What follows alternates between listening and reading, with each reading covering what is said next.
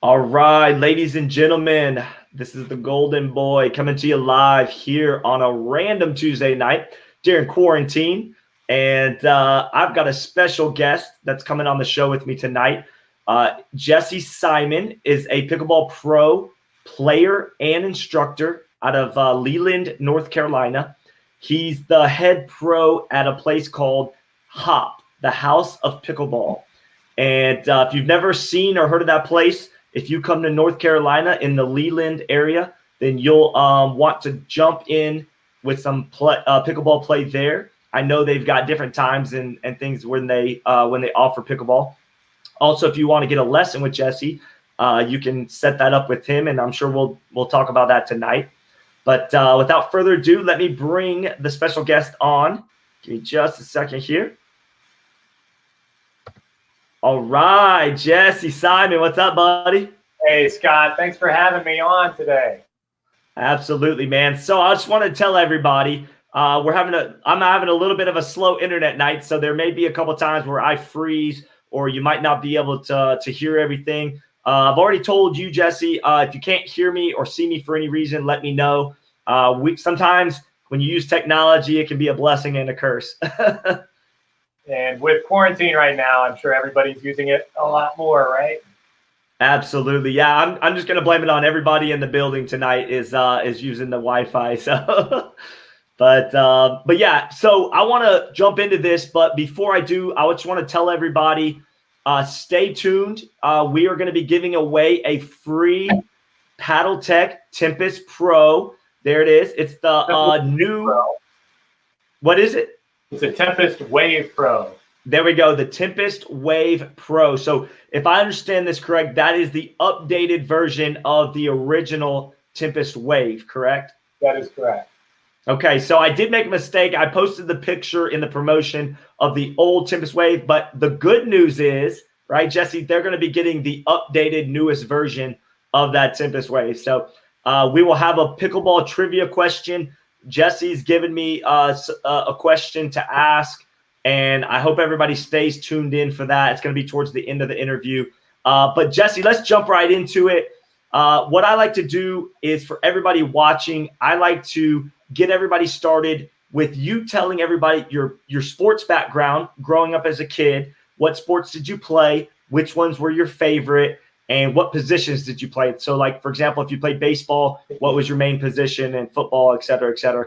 And then I'm going to let you just take it away. Okay, bud? Absolutely.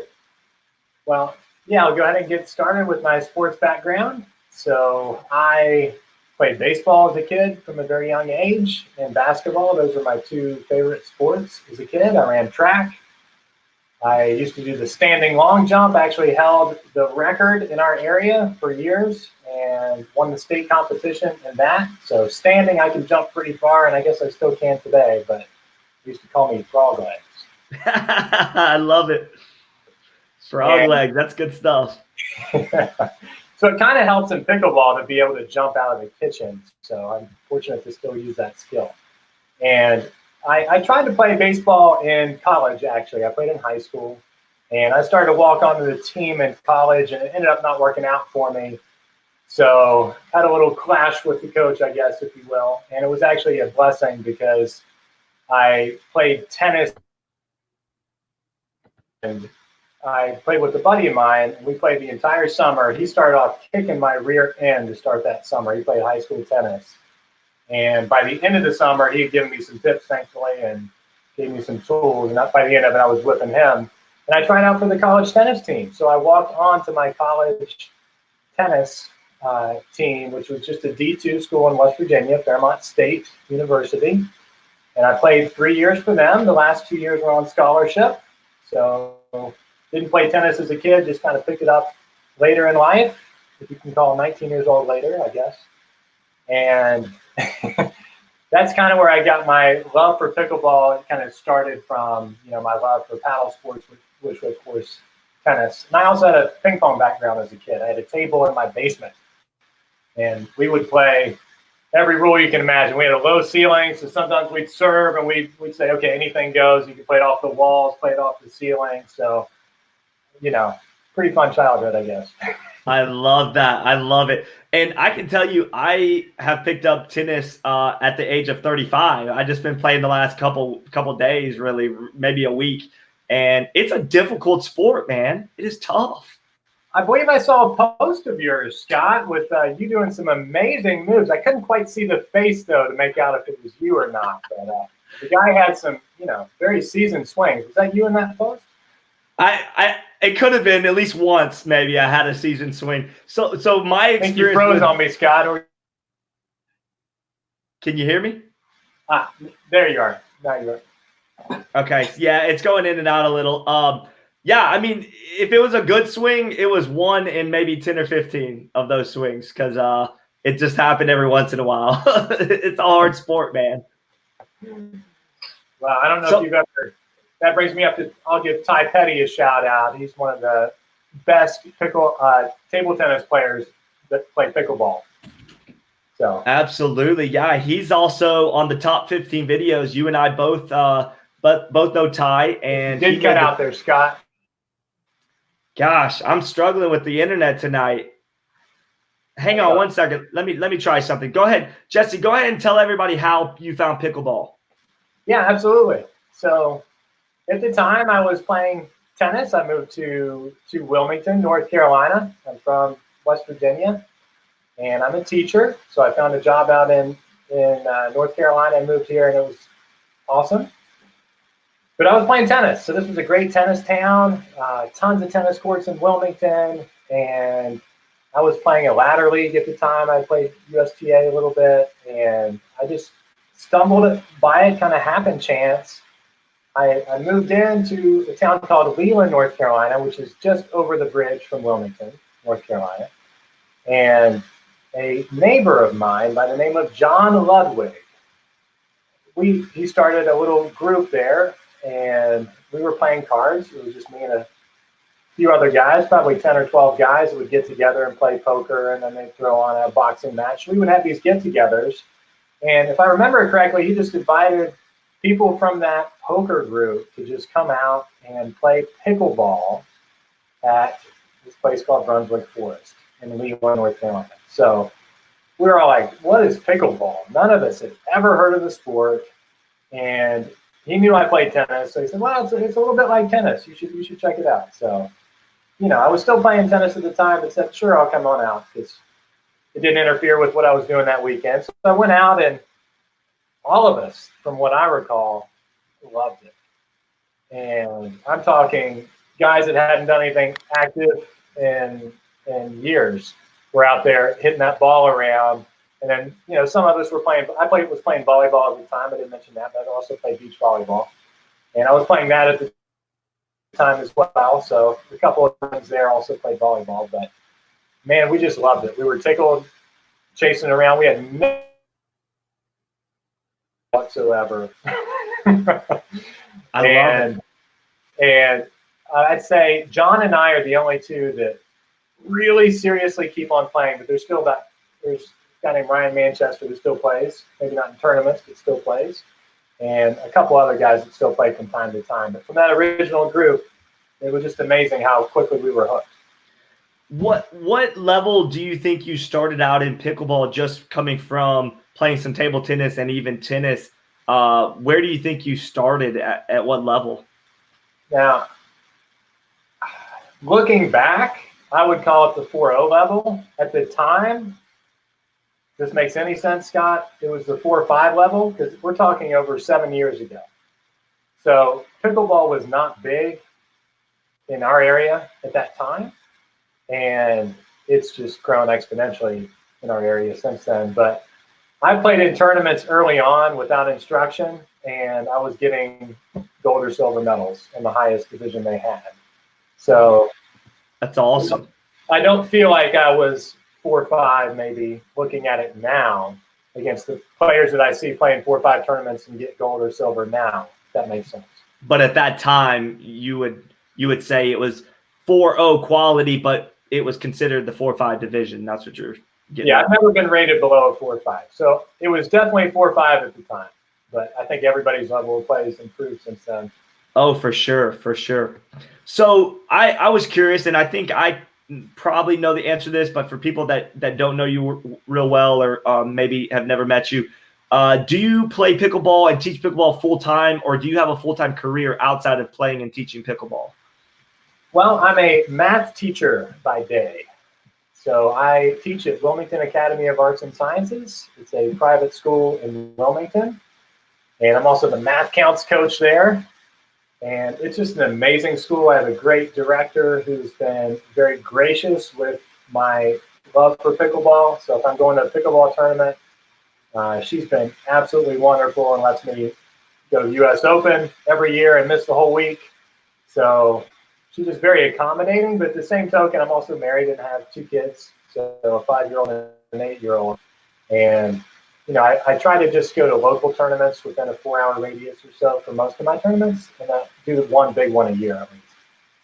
Yeah, and that's what I was noticing when I was doing some of the promoting for you is anybody on the East Coast, especially in North Carolina, South Carolina, Georgia, Alabama, even into Florida. We all know who Jesse Simon is, but I think some of the people out on the West Coast may not recognize your name. However, you did hit a shot around the post that you posted first, and I put it into the top 15 because I felt like it was worthy of that. Talk about that shot real quick, just while we're bringing that up.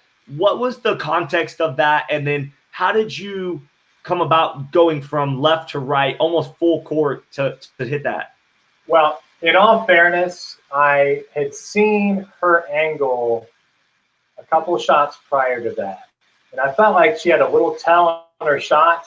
Like as soon as she just had a tell on when she was going cross court. So I looked at the paddle angle to see when she was going cross court, and she had that little tell to where she would never mix it up. So after I saw that a couple times, and Leanna was staying back, so I knew I wasn't going to collide with her.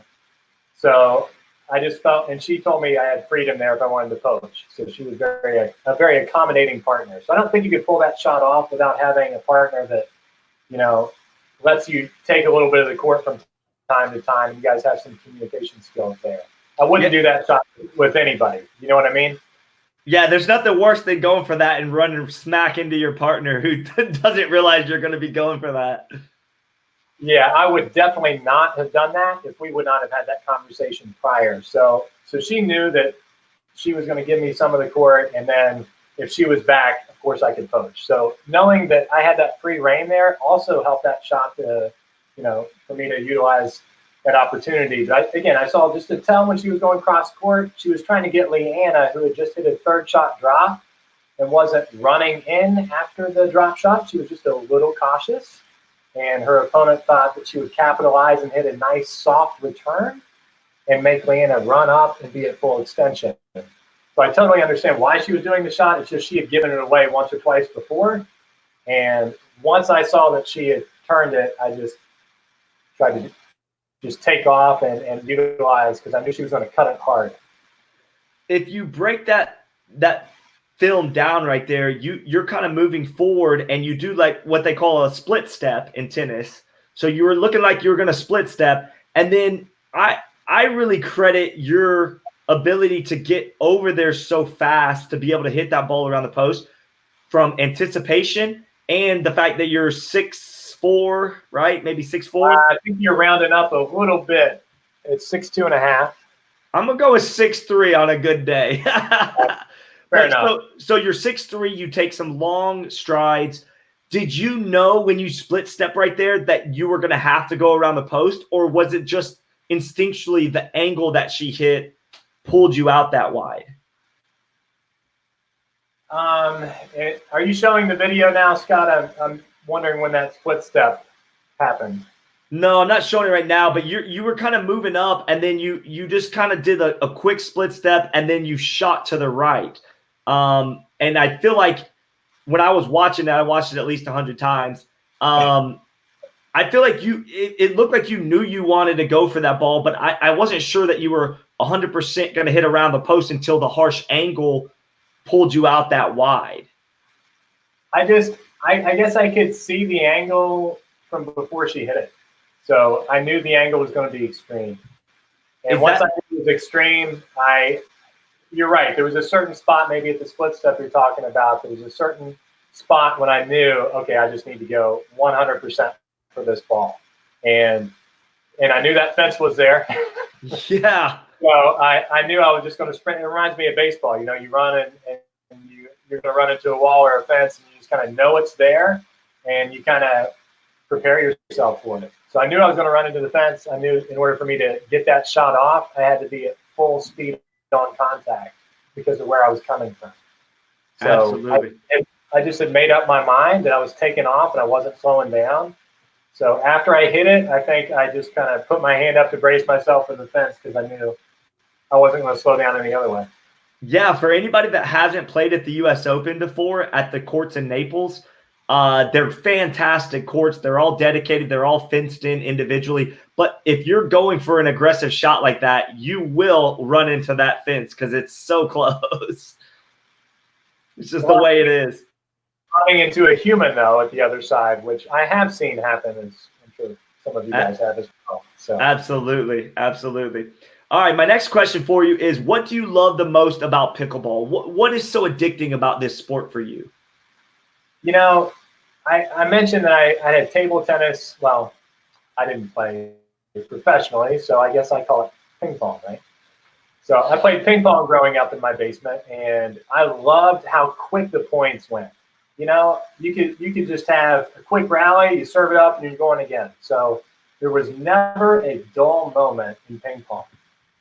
Okay, so I love that sport growing up, and I would still play right now today. So that part of ping pong, I feel like pickleball has a good piece of that, because playing tennis in college and as an adult, realizing how much downtime you have at a tennis point, that's the one thing about tennis that isn't quite as exciting, if you will, about ping pong.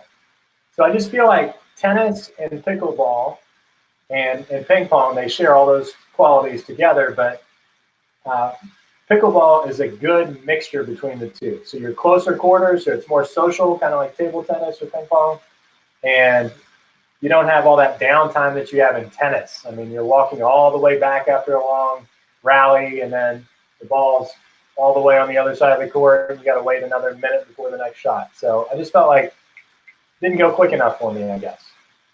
I like it. Is that I asked a question later in the interview. It's the rapid fire questions, but one of those questions is, how would you describe your personality in one word? And it sounds like impatient would be one. You like to go, go, go, it looks like. Well, I believe in having fun. So I love it. And well, I will say tennis, you know, with tennis, if players didn't reset their time after a shot, they could get down on themselves. But I would always try to use that time, the more I matured, use that downtime to elevate my mindset for the next point.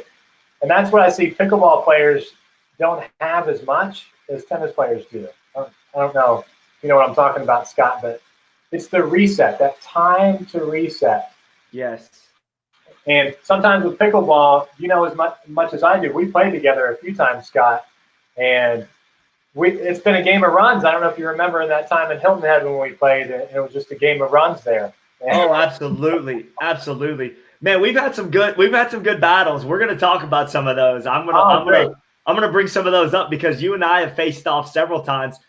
We've had the good fortune of being on the court many times, actually, at many different tournaments, and I've always enjoyed competing against you or competing with you, whether it be a pickup game or an actual tournament game. You've always been a gentleman. You've always been respectful, and you love to smile and laugh and have a good time, but also compete at a very high level. And that, to me, that's a winning combination.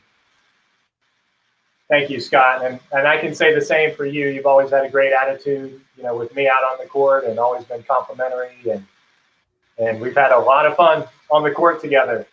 We have. And I was thinking back, Jesse, I think we've at least played against each other 3 to 4 times. And I can think off the top of my head, at least 3 or 4 where we've battled. And I think you've beaten me. I think I'm 0 against you. I think you've beaten me every time. But they've been great battles. They really have.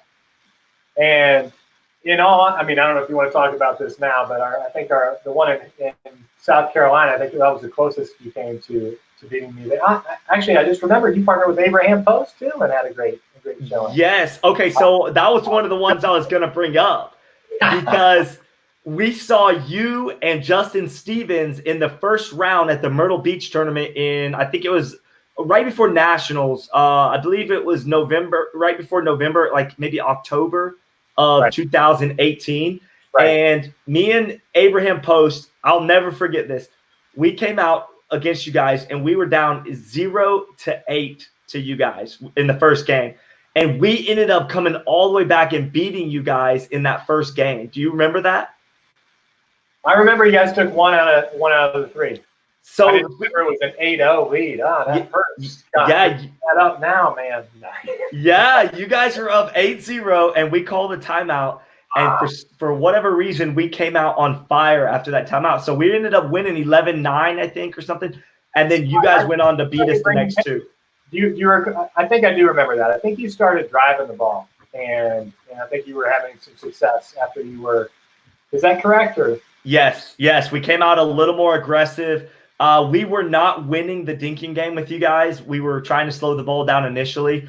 So I just came out ripping and running, and it worked. But then you guys made some adjustments in game 2 and 3 that ended up closing us out. And you guys, if I'm not mistaken, didn't you guys end up playing Jay Sean Campbell in the championship? Yes. We ended up taking silver in the championship. So Jacob Noble and Jay Sean Campbell, we had beaten them previously. So we were sitting pretty in the winner's bracket at the regional tournament, just waiting to see how it played out. And they came out on fire. They made some adjustments, and Jay Sean made the biggest adjustment, I feel like. Jacob played well both matches.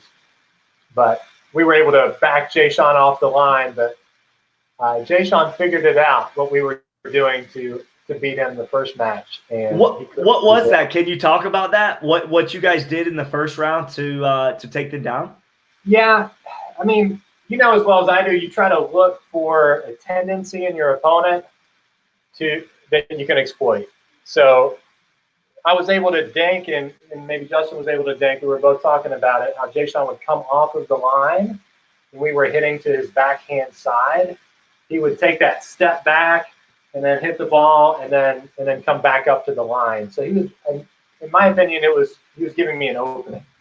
So I wanted to take him off the line to hit that deeper dink to his backhand side, get him off the line, and then I could go middle on him or I could move him around and create an opening from there.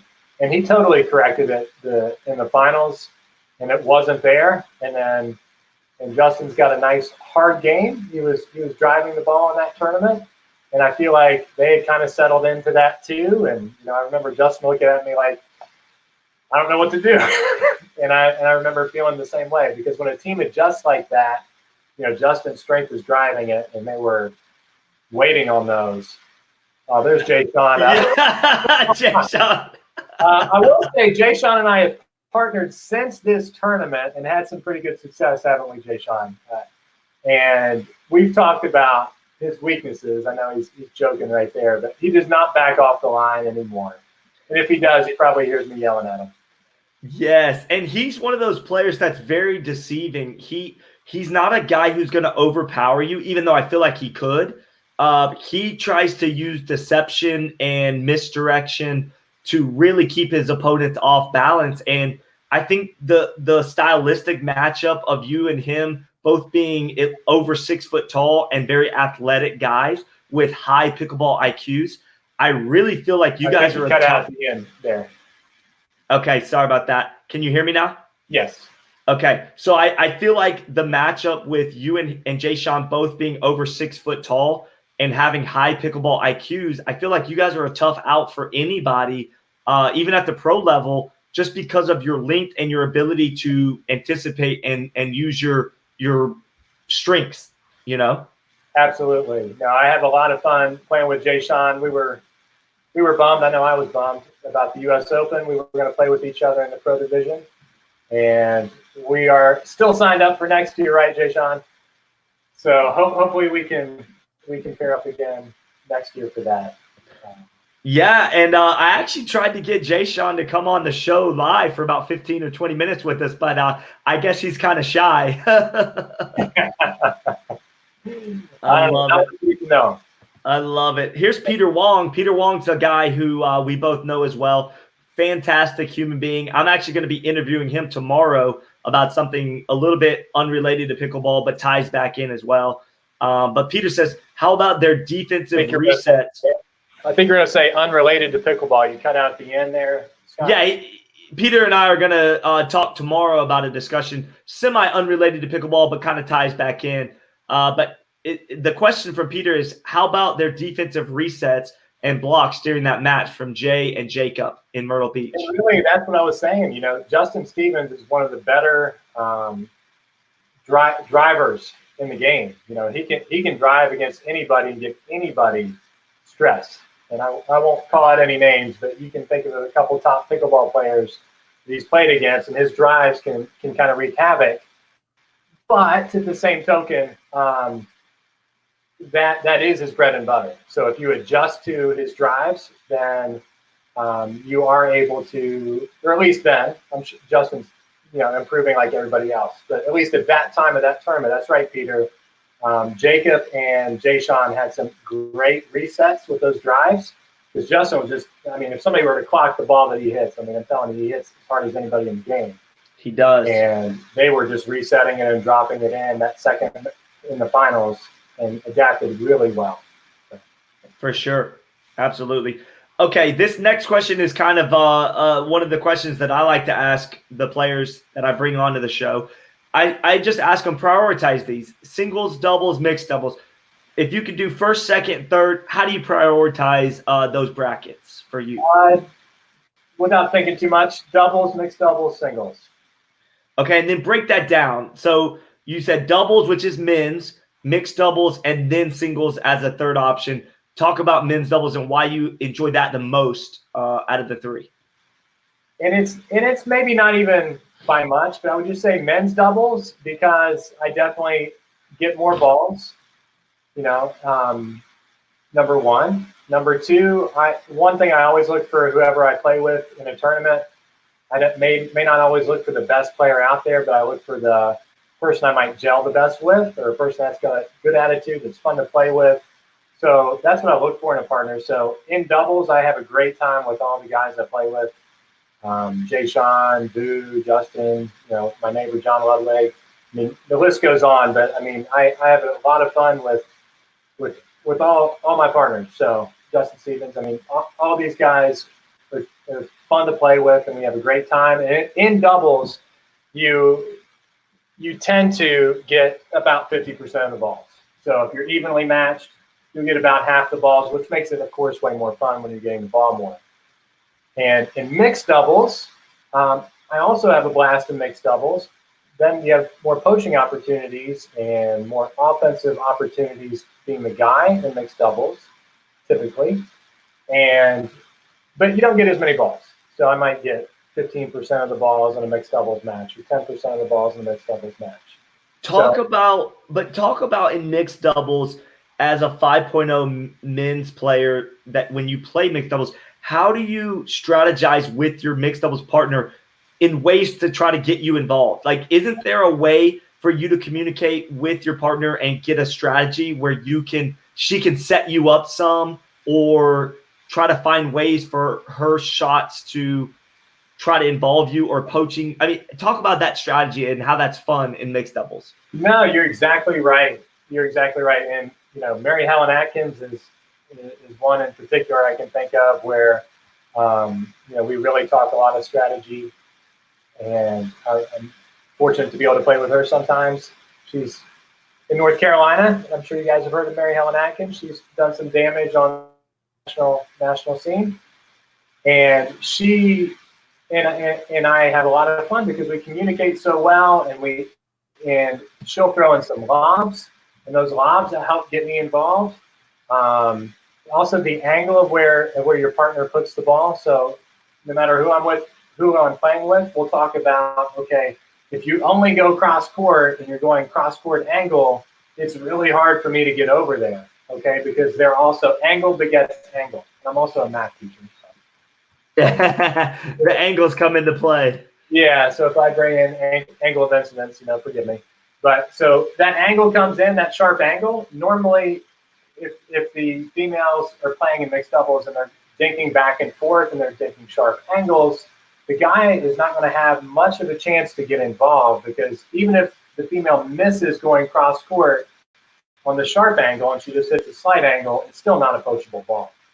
So varying it and going hard cross and then more middle with the dink does enable more of the poach. So you can set it up with the dink, you can set it up with an occasional lob, and of course the switch. So that's the one thing I really do like about mixed doubles is the communication on when to switch, when not to switch, and playing, your dominant side. So I'll typically play the left side of the court.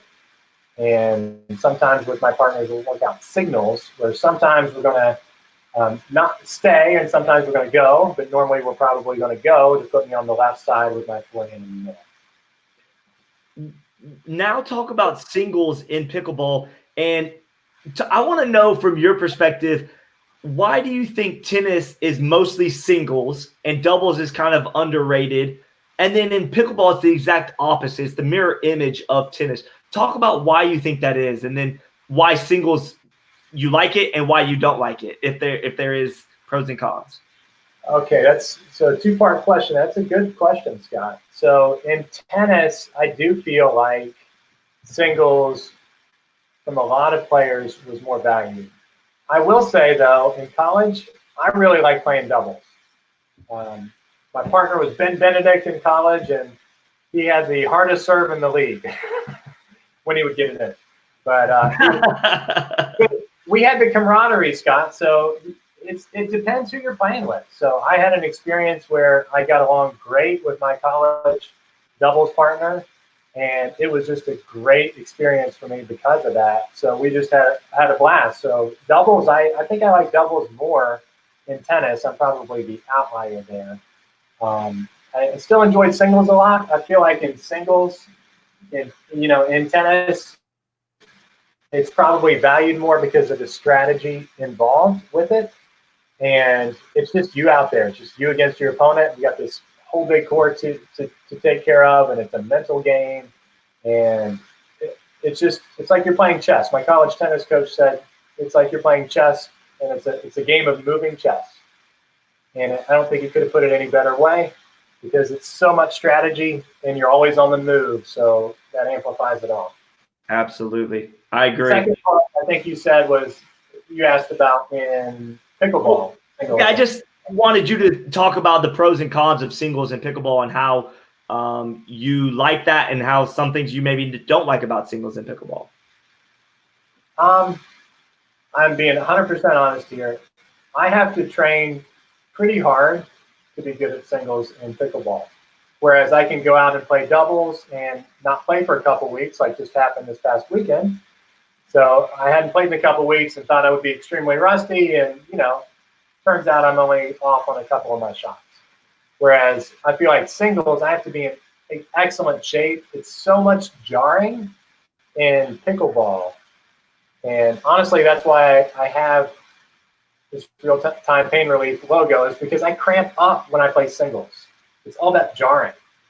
And this is the one thing that I was able to use, real-time pain relief, to help me with my cramping, because I'm just so prone to it, I guess. I think some people are, but with all the jarring in singles, your muscles have a tough time responding sometimes if you're not training properly for it. How did you, since you brought real-time pain relief up, how did you come across that company, and how did you end up teaming up with them? Because I think that's a great company. I think that product works. And how did you have a personal experience with that company where you decided it was going to work for you? Well, I heard about them just from a tournament I went to, and somebody was, I think they had a vendor out there for real-time pain relief. I actually did not buy any of it. I was playing pickleball at an invitational, I believe, in Salisbury, North Carolina. And I was playing pickleball that day, and I think I played a couple singles games and then went out and played doubles for the invitational. And I just remember I had intense cramps in my legs. and I was on the ground just trying to stretch. I think Jacob Noble was probably there helping me out, just trying to stretch and help me with my cramp because it was intense. And somebody had real-time pain relief. I don't even remember who it was, but they let me borrow the real-time pain relief. I put it on. I just could not believe how quickly it worked for me in that instance. So that's what put me on the real-time pain relief. And honestly, I just told the company my story, and it's a true story. And that's how I got teamed up with them. I said, hey, I don't think anybody's promoting you in pickleball, and I love your stuff. That's awesome. Yeah, you're one of the guys that that I associate real-time pain relief with. I think Keith Berger may also do some stuff with real-time. Is that right? Yes, he's actually selling the product, and he does a great job. He goes to a lot of tournaments. Some of them he plays in, some of them he doesn't, and you'll see him with the booth out there for real-time pain relief. So he's also promoting it. Awesome. And then on the left side of your shirt, you've got the Paddletek logo, which is a phenomenal company. They're going to be the ones giving away the Tempest Wave Pro tonight. But how did that connection happen? There we go. There it is. How did that come about? That's a good question. I'm trying to remember that story. So, I think I started trying. I tried out their paddle, and I realized, hey, I really like this, and I knew they were a great company. And I've partnered with Sarah Yates Parker, a couple times, and she's also with Paddletek. And I think I probably discussed with her, hey, I am interested in representing Paddletek, and I think she put me in touch with, and kind of went from there. But you just kind of share your accolades and what you're doing, and I also teach pickleball, so I think that helps too. I'm with the House of Pickleball. I'm their head pro, so I do that on the side. I give pickleball lessons and promote Paddletek the best I can. But they're a great company. I will tell you, I was blown away with how solid their paddle is. The honeycomb core. Other companies, I feel like some of that you'll hear a little rattle in there. I feel like their core really holds up great, and they just produce quality stuff. Absolutely. Since you're bringing up great talking points, talk about the Hop, the House of Pickleball. It's in, did I get that right? Is it in Leland, North Carolina, or did I mess that up? No, you're right on, Scott. It's called the House of Pickleball, and it's the Hop, not IHOP. Normally when I tell people, hey, I teach over at the Hop, they're like, IHOP? People that haven't heard of pickleball, but everybody in this area seems to know about the Hop now because it is state of the art. It is 6 dedicated indoor pickleball courts, and they use amazing material. I think it's got 7 layers of cushioning. Richard Holloman, I hope I'm getting that right. But the whole point of what I'm saying is they really researched and asked some people, what they think works for them. I know that Richard even asked Kyle Yates, hey, what do you think makes a good pickleball court? How does this feel? And he was really surveying everybody. So and Richard Holloman's who I'm talking about. He's one of the owners of the Hop, and it was really his vision that was put to light here. So the Hop has been great for me. Like I said, I give lessons there. We have tournaments there. We have invitationals there. There are 6 courts right now. We're only using 4 courts due to the restrictions in place. The Hop has, it's all right, Scott, if I talk about that for a moment. Absolutely. But the Hop opened up a couple weeks ago, and honestly, my school year just finished this past Friday, so I just started teaching there again. And when the Hop opened up, they left the 2 middle courts open. That way you'd have your social distancing, and everybody wouldn't be on top of each other. And then they have 2 courts separated by a net and some seating, and then 2 courts in the back separated by a net and some seating. So there's plenty of space in between. You can social distance and still play pickleball, at least to the biggest extent possible. We're not wearing masks in there, but we are very cautious, and there's blue tape. I think I shared a couple of pictures with you, Scott, on how they're doing it there.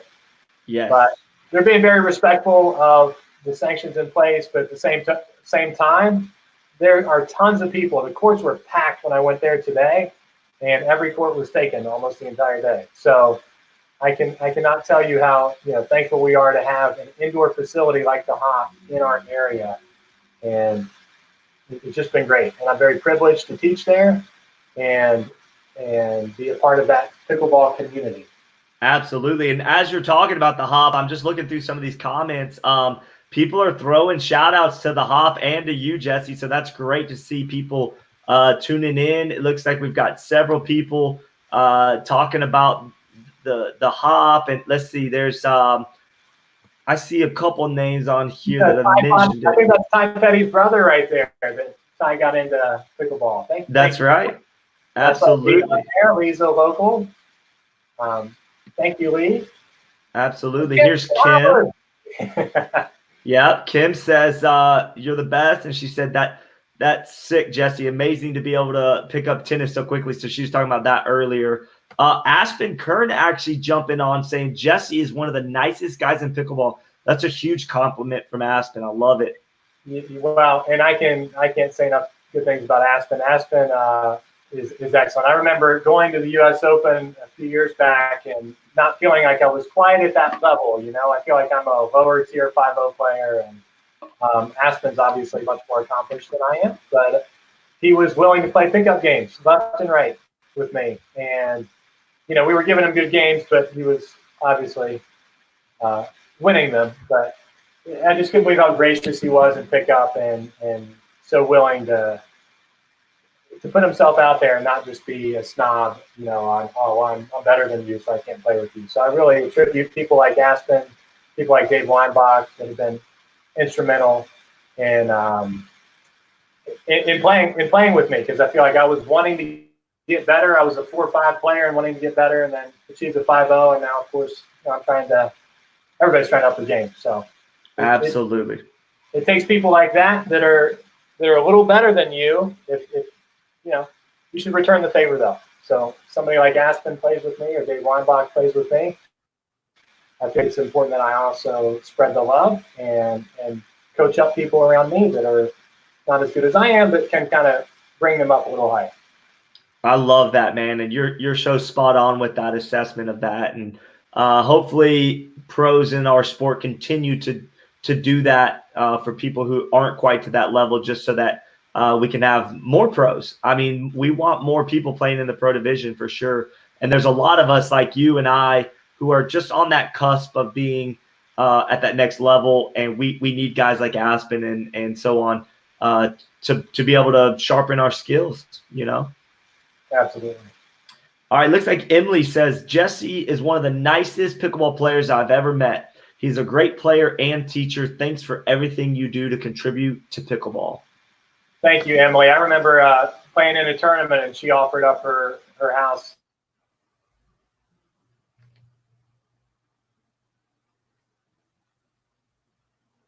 Too, and I played a few pickup games with Emily, and she's amazing as well. Thank you. That's awesome. Bridget Tucker says Jesse is a great instructor. He builds your strengths and shows you how to improve your weaknesses. Talk about that for a second. Talk about, as a coach in pickleball, how do you get somebody to go from, say, a 3.5 to a 4.0 level without making them too discouraged, right? Getting through that process. How do you do that, Jesse, as an instructor? That's a great question. So I feel like if I just coach without watching, I'm not a good coach. So with anybody that I take on as a client, I really like to see their game in its raw form before I offer instruction. And then so we might play a game of skinny singles.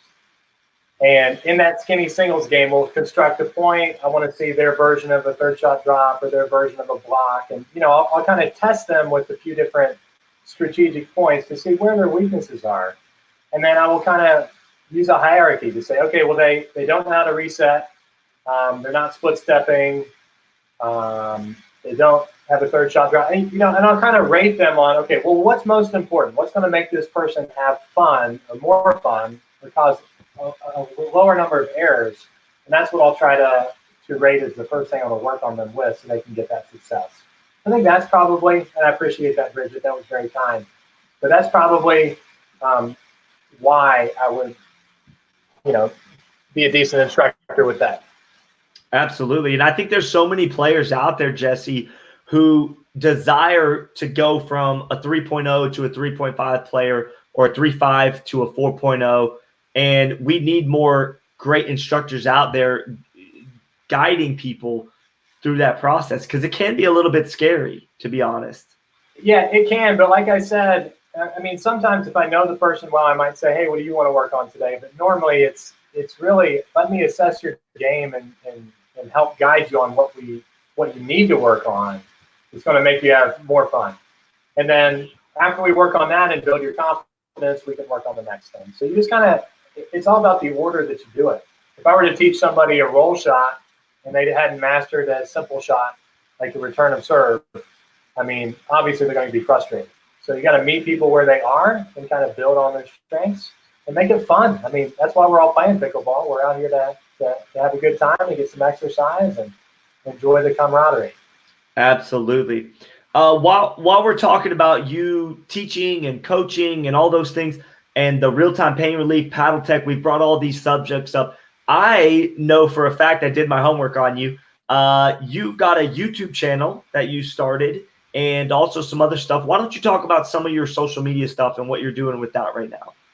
Absolutely. Thank you, Scott. So I do have a website, pickleballinstruction.com. If you go to pickleballinstruction.com, I do have a blog I started. I have a link to my videos and products. And if you go to my YouTube page, which you'll find that on the website as well, it's Pickleball Instruction. I have several videos. I try to keep them short. I try to make them fun, but still have one main point or two main points in the video to really drive home. And I will do this by using slow motion at times so the audience can really see what's happening in the point as it plays out.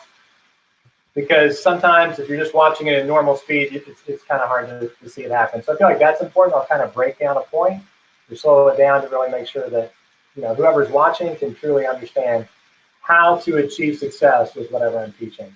I'm having a lot of fun with it. So I've been lucky enough to have Andrew Butler from Instructor.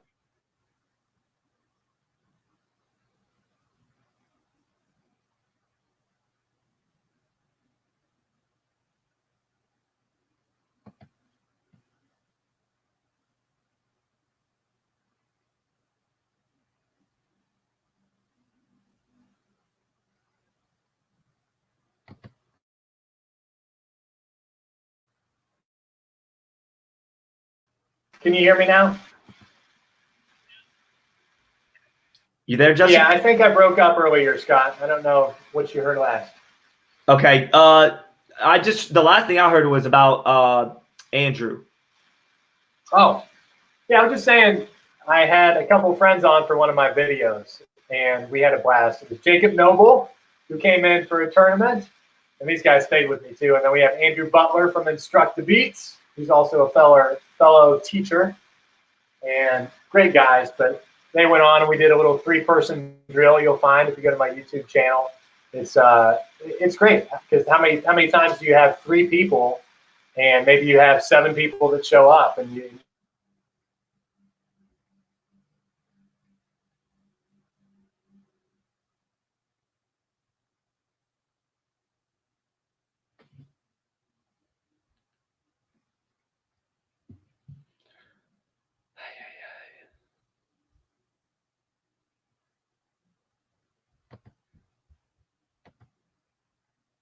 Hey guys, I hope everybody can hear me. I think, okay, Jesse, you there? Yeah, I think we broke up one more time.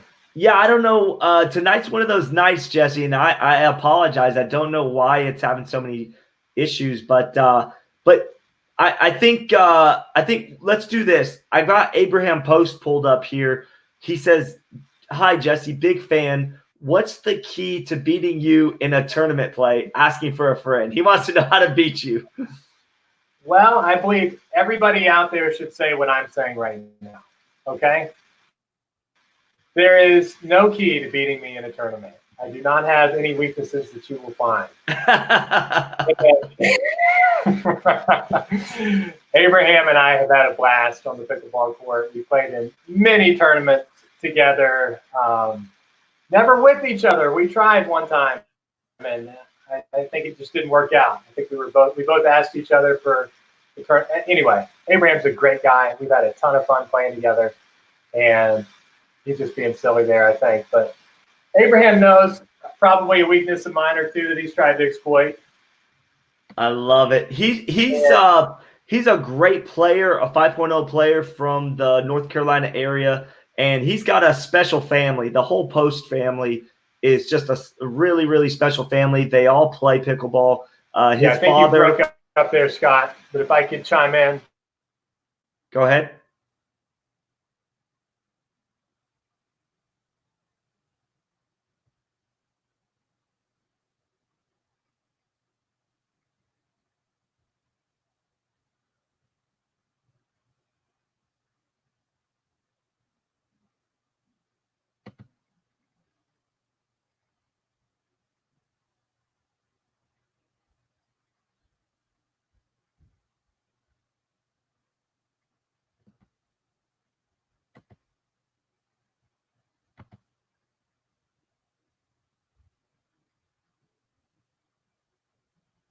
Okay, guys, I apologize. I don't know exactly what's going on here, but the internet is giving us all kinds of fits. But here's what we're going to do.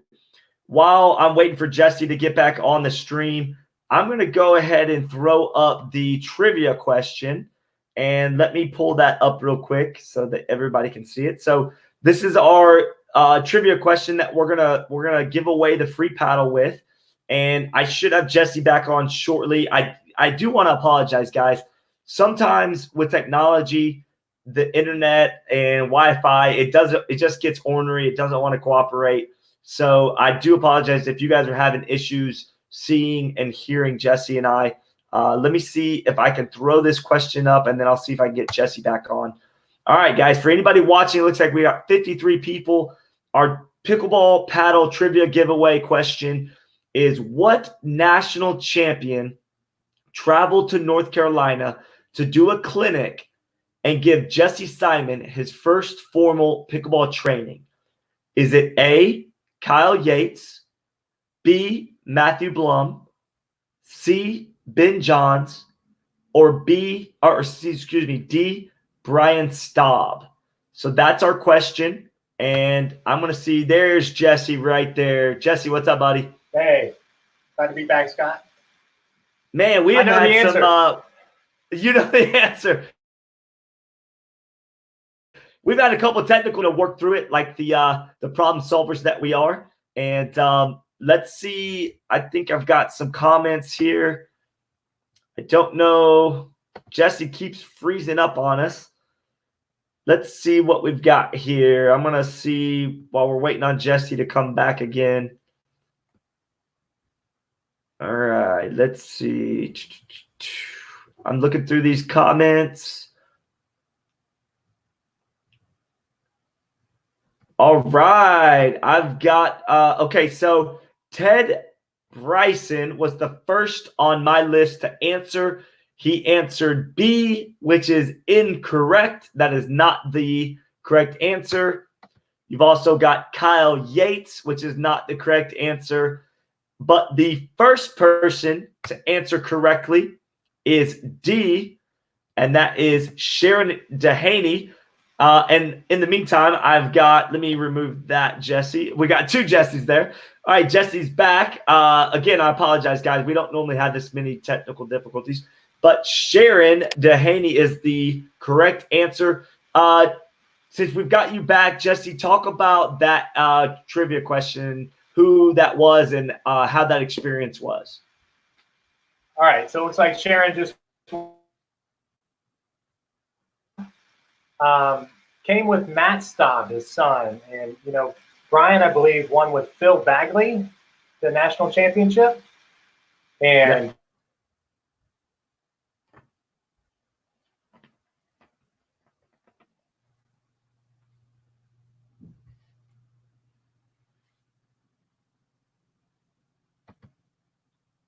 all right, guys, I apologize. I don't know what's going on with this stream tonight. It's given us lots of problems. What we'll do, we've had a good hour. Okay, Jesse, there we go. Man, we have been struggling with this internet tonight. You think it's on my end or your end, Scott? You know, I don't know, man. I really don't. It was me early. Then it seems like your end was freezing up. Sometimes it's just that way, man. I don't know why people or why the internet does this sometimes during certain interviews. But you're back again, so go ahead and pick back up. Yeah. So Brian Staub traveled with Matt Staub all the way from Florida to do a tournament, a clinic for us actually, and they put on a great clinic. I think we had about 15 or 20 guys that were all hungry to get better at pickleball because we really had not had any instruction. There weren't teachers at that time. We were just kind of learning from watching a video here and there and figuring it out as we went. So I was not very long into the sport, probably only playing 6 to 9 months at the time, maybe 9 months. So maybe had a couple tournaments under my belt and was doing pretty well, but I hadn't tested my skills at a bigger level. So I just felt like Brian did an excellent job. Him and Matt just coming in and sharing a love of pickleball and teaching the basics, where I felt like I kind of just used my athleticism in the beginning and didn't learn a couple things maybe the right way. So I remember like taking pace off the ball, third shot drop, just things I hadn't learned at that time in the game, just 6 or 9 months in. And he really helped to practice these things to get better before. And then after that, I felt like I could enter some more serious tournaments after I worked on some of those things. But I didn't have anything to work on. I didn't really know what I was doing at the time. So that's awesome, man. What a great story. And for anybody that doesn't know who Brian Staub is, he's the guy that you'll see at tournaments with a cutoff shirt. He has cutoff sleeves and a bunch of tattoos up down his arms, and is a phenomenal pickleball player, one of the veteran savvy players of our sport. He still to this day plays at the senior pro level and wins at that level. And he is just a phenomenal pickleball player, as well as his son, Matt. Yeah, and Brian's a great guy too. He also plays softball competitively. I think he played with Jose Canseco on his softball team. Oh my goodness! Pretty sure right on that. And he's an avid fisherman. But Brian's just a great guy and really helped promote the love of the sport to people like John Ludwig and myself and the area in Leland, North Carolina. So we really appreciated having him out. I think it sometimes takes that in the beginning for an area to get somebody to just kind of light a spark and show you there's so much more to the game. And just wanting to improve, that desire to improve, if you have that, it's just going to keep lighting that fire on you. And I know you're like me, Scott. You just want to get better. So, we're willing to kind of listen to any instruction and do whatever it takes. So I really appreciated that early on in my pickleball career.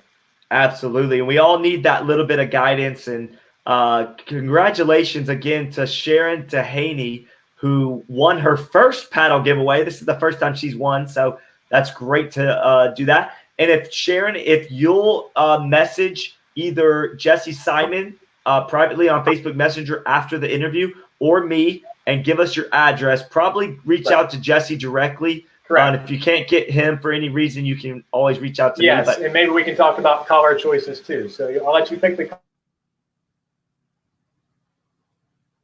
Absolutely. All right. So it looks like, again, let's see. Are you back? I think I'm back, Scott. Okay, sorry about that. We're going to wrap this up soon so we don't keep having those technical issues. But I did want to make sure that Sharon reaches out to you. And I've got 2 more questions for you, okay? This question is a good question because you play at the 5.0 and pro level. You kind of go back and forth. Do you have, and I don't know the answer to this, but do you have any significant wins at the pro level? Or if not, what at the 5.0 level have you accomplished some big wins so far? I'd say in singles, my best accomplishment in singles was probably 5-0 silver at the 2018 U.S. Open, losing only to Paul Olin. Ooh, Paul's a great competitor. And I had a good game with Paul Olin the first set, I believe. And then he is a triathlon runner. I mean, the guy's an incredible shape. So he definitely, even though he's older than me. Yeah, he's a beast. That guy is a beast. And he's done nothing but improve since then. So that's probably my biggest singles accomplishment. I know in 2017 at the U.S. Open, I got bronze in the 35 plus, all skill levels involved. So, oh, that's awesome. Pretty big accomplishment. And I think at the regional tournaments, I've had several, bronze finish. I think I was triple bronze and triple silver at the Myrtle Beach, regional tournaments over the last couple of years. So. That's consistently awesome, placing, maybe not getting gold, but consistently placing in those types of tournaments. So. That's awesome. And it's also impressive because you don't play pickleball full-time for your career. You still teach during the year, so you can only make so many tournaments a year. So that's impressive that you're medaling at those tournaments and at that level.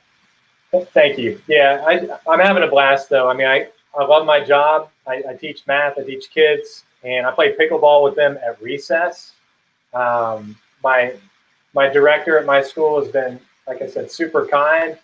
I have 2 portable pickleball nets that we painted in the parking lot and roll them out there at recess to play. So, and I'm part of the junior pickleball in coastal North Carolina, an ambassador there that's helping to work with Bob Nybarger and a few others. To promote juniors in North Carolina pickleball. I hold tournaments at the HOP, the House of Pickleball. We'll do round robins and we'll do youth tournaments and clinics. So really trying to grow the sport and do a lot for our youth. Like I said, I play with probably 20 kids at recess that play pretty routinely, which is pretty awesome. And some of these kids are actually playing tournaments as well with the rest of the population and not just the youth tournaments that I've been on. That's awesome, man. I love it. All right, this last question is a little off topic from pickleball, but I want to know, has Jesse Simon seen the Netflix phenomenon called Tiger King? Have you watched Tiger King? Carol Baskin. I guess that's a yes then. Unfortunately, yes. I think it's one of those things that you start watching and you just kind of can't stop watching, Scott. I love it. Are you a big Netflix movie watcher? Or do you and your wife sit down and watch movies or Netflix series? Do y'all do that? We do some Netflix. That's about it. We don't have cable TV, but we do watch plenty of things on Netflix. I love it. I tell you who's responsible for the bad internet connection. It's Carol Baskin. Carol Baskin. I love it, man. I love it. Let's see if we've got any other last comments or questions. I hate that the internet's giving us – it looks like it's doing a little better all of a sudden. Yeah, it seems to be clear right now. So we'll keep rolling. I want to bring up, Scott, you did mention, I think I got cut off earlier. You were asking about my website and my pickleball channel. But yes, please check it out. Those that are watching, Pickleball Shots is the name of the app that I just came out with. Again, that's Pickleball Shots, and it's free. Well, talk about that, though, because just saying what it is, the name, I think doesn't do it justice. Talk about why you created that, what your purpose and intentions were with it, and then what's the purpose of that app itself. Thank you. Well, I feel like seeing a shot in normal motion, like somebody can show anybody, a higher level player can show somebody how to hit a shot, and it doesn't really do anything for them. But breaking down the mechanics and seeing it in slow motion, the correct way to do something, and being a 5.0 player and an instructor, I feel like I'm portraying that. So I have over 20 shots that are on this app, and you can watch them in normal motion or in slow motion and really see the mechanics of each part of the stroke on what's happening. And I did videotape that at the House of Pickleball. They were gracious enough to let me do that in their nice facility. And like I said, it's free. No reason not to give it a try. It's Pickleball Shots. And I label all the different shots. I feel like newbies, it's nice for them. Like, they don't know what a third shot drop is. But, hey, you download the app and you see third shot drop. You click on it, and you're able to see all of these shots in the palm of your hand on your smartphone. It's available on Android or on iOS, and it's free for both versions. So Pickleball Shots, give it a try. All right. I'm putting that in the comments right now. And while I'm doing that, I'm going to throw this up there. Bob Nyberger, who you mentioned earlier, who is a USAPA representative who makes a big push for the junior program in pickleball for the USAPA. I love Bob. Bob is a great guy, but he wants to know what instructional videos are in the queue and what are the topics. Do you have any comments on that? Yeah, I think he's asking what instructional videos are already on my YouTube channel, I believe. So I'll answer that first. So again, there's the 3-man drill, which I talked about that I did with Andrew Butler and Jacob Noble. So it's a 3-person drill on how you can get out there. There's also the pickleball wall drills that I have up. Gives you a few drills that you can do and still get a good workout and work on, parts of your game. And it's not just keeping you active, it's helping you to elevate your game. So the pickleball wall drills is a great thing to do if you're just by yourself. And then I have some team strategies, how to slow the game down. I know that's one of the videos I have out there. He said, what are the new topics? Also, the new topic I've already videoed but haven't had time to edit is on lobbing and returning the lob. So I feel like going through that sequence of knowing, what do I do when they lob? What's my first thing I should do? What's the second thing I should look for? What's the third thing? So really breaking it down sequentially.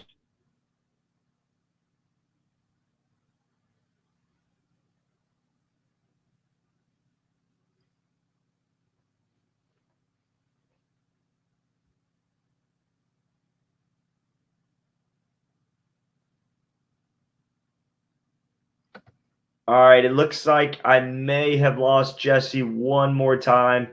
Guys, I apologize. This is not normally how the interview goes with the internet. Usually we have good quality internet for this, so I do apologize. I don't know if it's on my end or his end, but we are getting a little bit of broken up sections from Jesse. I hate that too, because Jesse's giving us some good stuff right now. Jesse's back. Hold on one more time. Hey, this is test and perseverance right here, Jesse. Hey, you got to have it. In pickleball, you got to have some patience, right? Absolutely. Yeah, and I think we still got about 50 people tuning in live, so people are wanting to hear what you're talking about. So pick right back up where you left off. The last thing was talking about the new. Scott, I don't know if you want.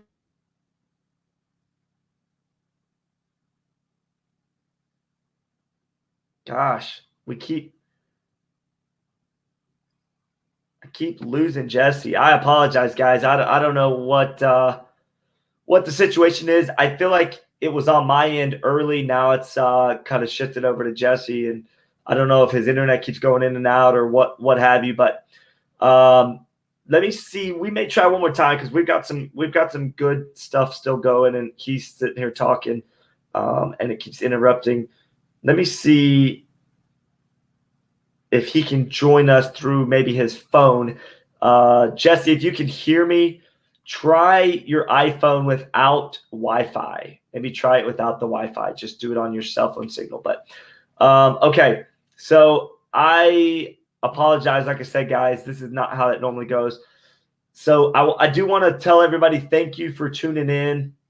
Hold on. Let's see. I got Jesse back. Okay. One more time. I have to switch internet connections in case it's on my end, so hopefully that helps. Okay, good stuff. Let's keep rolling. So, talk about you were just basically talking about Bob Nybarger's question, which was the new video that you haven't uploaded yet. So, talk about the one you haven't uploaded. Yeah, thank you. I've already videotaped it, actually with my friend John Ludwig. So he helped me demonstrate the lob, and I went over the ways that you should help to defend the lob. And I have played against some amazing lobbers in my time, I can tell you. So the great Enrique Ruiz, Stephanie Lane, right? These are some amazing lobbers in the game. So I'm very privileged to have been able to play against them. And I really think there's three things that we should look for, and those are all explained in the video. But like number one, what do you do? What do you look for first in a lob? What do you do second in a lob? And then what's your last third option?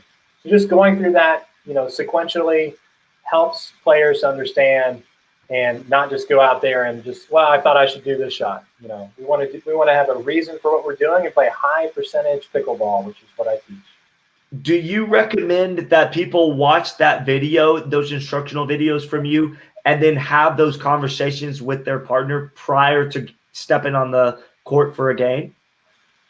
Absolutely. I think anything pickleball related can be talked about and really hashed out. So I know a lot of players are not tournament players, and many of the viewers probably right here are not tournament players, but still they want to be able to have fun with their partner and go out and know what each other's doing.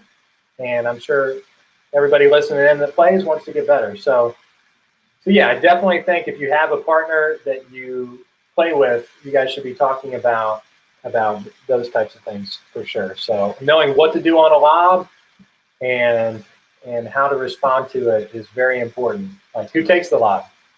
Sure. Absolutely. What kind of shot do you hit when you run back for the lob? Just little things like that, and also talking about the technique. I see Zach on there. Yeah, so I just threw that question up. Zach said, Jesse Simon Pickleball YouTube channel has been my favorite during the quarantine. Jesse embodies all aspects of the game, great competitor, teacher, and highly social / approachable. I think that's the best description that you can give of Jesse Simon. I mean, he's spot on with your assessment. Zach, I really appreciate the compliment. I think I just met Zach recently at the last tournament at Carolina Courts in Charlotte, North Carolina, right outside of Charlotte, Concord, North Carolina. And Zach and I did a little bit of commentating there and had a good time together. So thank you, Zach, for that shout out. I got to watch a couple of his matches. I believe he played the 4-5 division, and he's an up and comer. Look out for Zach. He's really improved his game, and he'll be running up the ranks before no time. But thank you, Zach. That's awesome. I love it. And also in relation to our internet problems, Emer Daly said it's probably Wiggy causing trouble. That's my girlfriend's cat. So now we know why. I love it. All right. Bill Harris said, enjoyed so much, both of you. Very cool. Everyone check out all of Jesse's instructions and drills that are awesome. Just because we've had some internet connections, go ahead and run through all your stuff again one more time for everybody. Talk about your YouTube channel quickly, your website, and then the app. Go ahead and tell everybody one more time. Sure, Scott. So pickleball instruction. It's not plural. It's just pickleballinstruction.com. And that'll have a link to everything. So my YouTube channel is also called Pickleball Instruction. And my YouTube channel has several videos out and more in the mix this summer as I'm a teacher and I'll be off for the summer. So I'll be spending some more time on that. And those videos help you whether you're playing by yourself with another person in drilling, or going over team strategies, or even 3-person drills. So I try to touch on everything on how you can improve your game. I keep them short. I utilize slow motion and really try to break down each point or each part of a shot so that the viewer can understand and hopefully elevate their game. And then my new app that I just came out with is called Pickleball Shots. That's plural, Pickleball Shots. And it is free on the Android and free on the iOS. And again, that has over 20 pickleball shots. It's labeled, so it helps even the newbies out with learning what shot names are called, and then obviously how to utilize those shots with the form. So it's slow motion and normal speed for the viewer, and it also has links to my videos there on the app. Will you continue to upload new shots as they come about, or is that something where you did the 20 and it's there now and people can just access those 20 shots? I'm definitely looking to do a little improvement on it. This just came out, and this is my release, my public release right here, Scott. So I had not put it out there at all yet. I love it. So thank you for having me on and letting me tell people about it.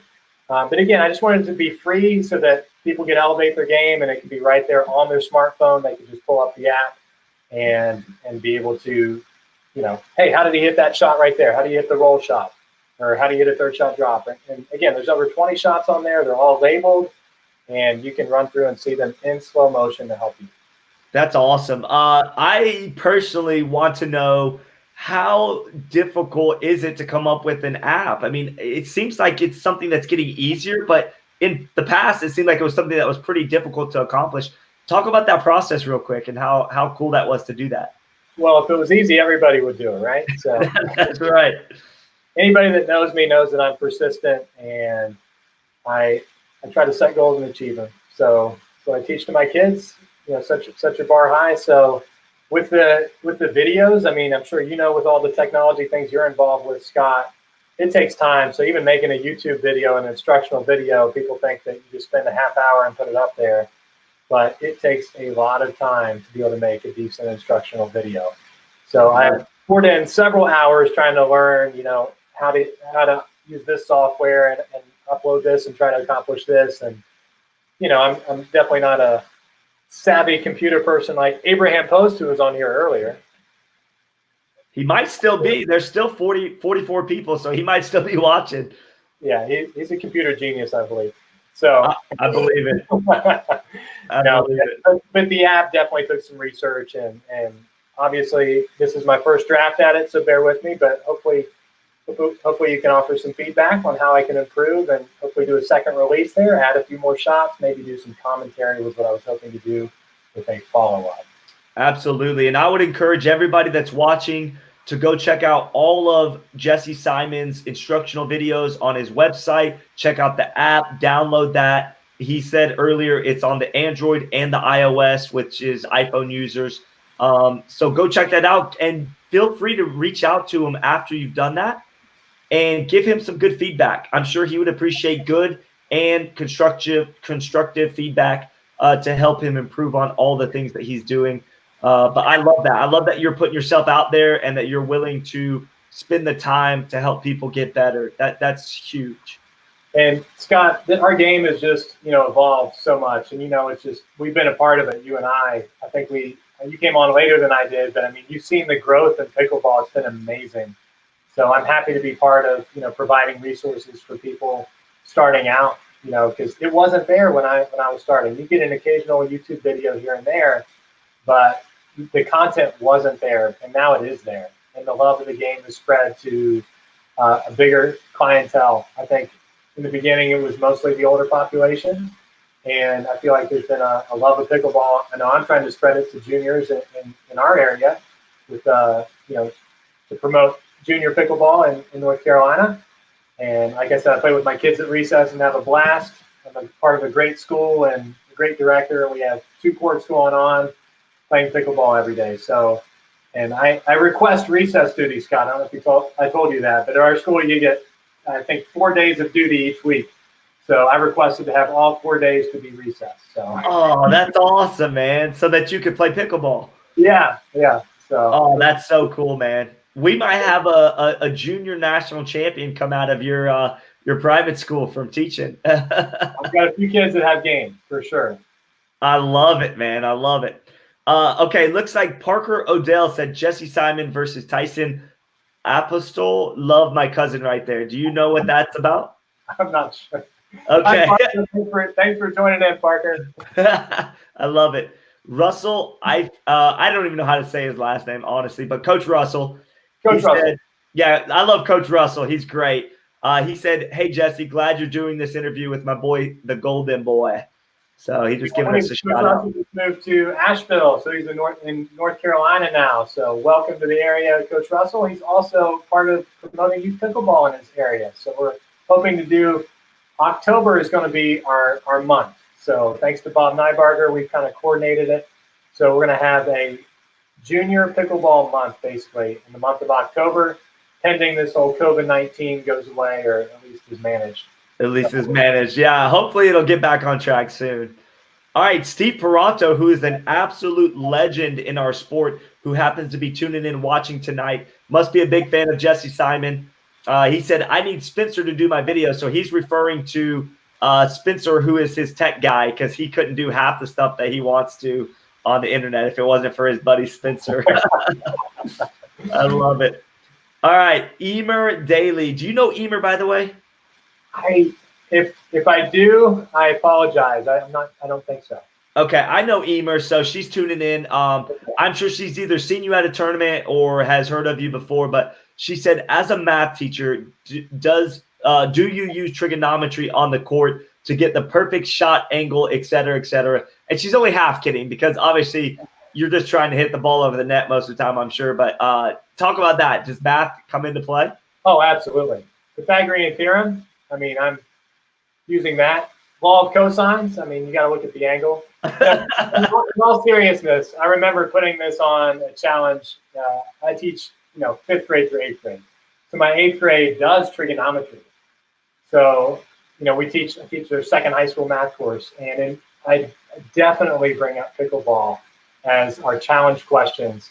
And I tell them that this is just to challenge them, but it's also to help me with the angle. So we'll try to figure out the angle on the court from this position. What's the angle? And, and then we've also done the quadratic part of it. I know she mentioned trigonometry, but also the quadratic, meaning the curve of it, to get the correct height for maybe a drop shot or something.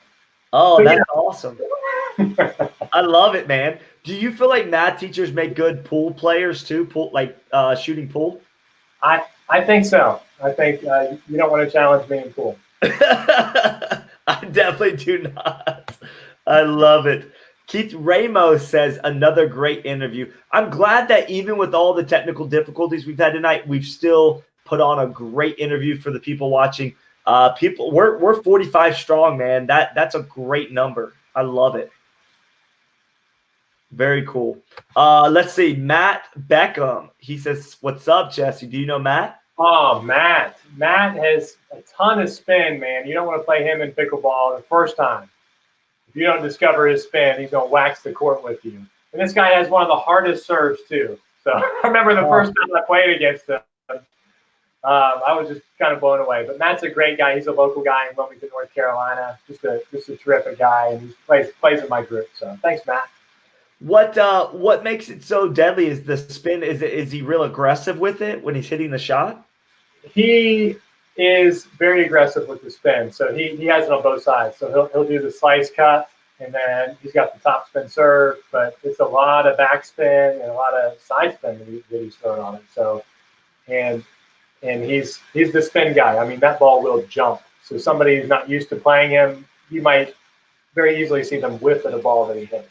Oh, wow. That's cool. I love it. Okay, the follow-up with Parker's comment that we didn't understand at first. Tyson is actually a pickleball player from Arizona who plays professional pickleball out of Arizona and was in the Pickleball magazine recently. So I think what they were saying, Parker was saying that Parker would love to see you versus Tyson in a singles matchup. Well, me versus Tyson has happened. Oh, okay. Okay, there you go. And I think this was my one time playing in the pro division at the U.S. Open in singles. I love it. We're talking probably 2017 is when I faced off with Tyson McGuffin. And yes, so I think I went 3-2 in the tournament. So I had a winning record in the pro division in singles. So I was very happy that. But let's just say that Tyson had fun against me, and he did not take it easy on me, and he's a far better singles player than I am. But I did hit a tweener against him, Scott. I do remember this. You hit a tweener? Tyson McGuffin, and then he put away the next ball. I love it. For everybody watching, though, because I consider you above my level, but a little bit slightly below the top pro level. Right. You're in that kind of pickleball purgatory. It's like we're not terrible players. We're really good players, but we can't quite get over that hump to play at that pro level consistently and win. Talk to everybody about how evolved the pro level has gotten and how difficult, as a good athlete you are, how difficult that is. I think it's kind of like, if I could just briefly recap my progression here. When I first started playing, I was the best in the area, and I didn't have any, pickleball was new over 7 years ago, and I didn't feel like I was getting much competition. And then you go on and you play a tournament and you do well if it's a local tournament, and then you move on and then you play a bigger tournament. I remember playing a regional tournament and really getting waxed by the 5-0 level. Because up until then, there was only 4 or 5 level at any of the tournaments I entered because there weren't enough 5-0s out there.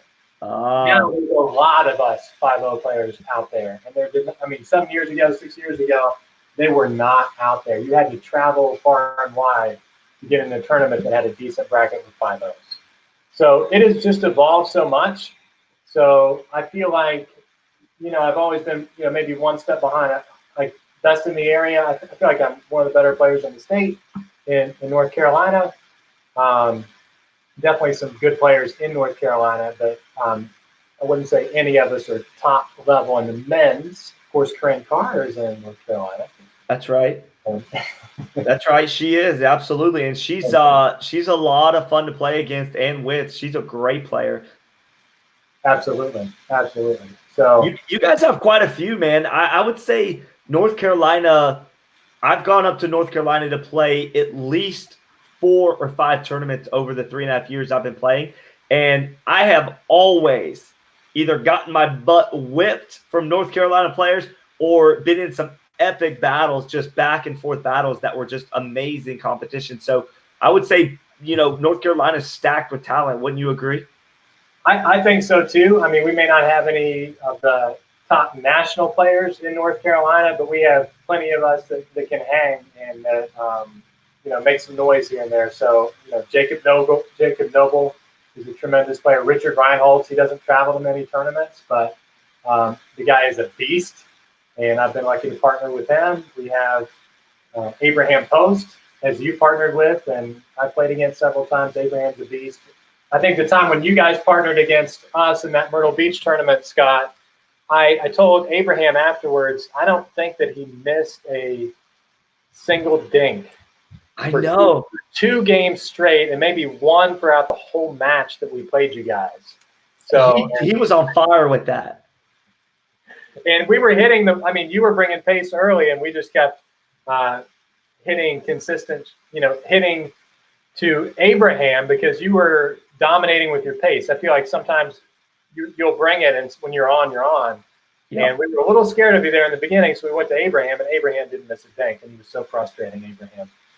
Yeah. But you know what I always say though, Jesse, about great players is that great players may come out in the first game and have to feel out the process of what's going on. Maybe they start out a little slow, but the mark of great players is that you guys made adjustments, and that I think was the biggest key in your ability to overcome that. Was I remember that game vividly, and we did come out I came out really aggressive and was winning a lot of those exchanges early.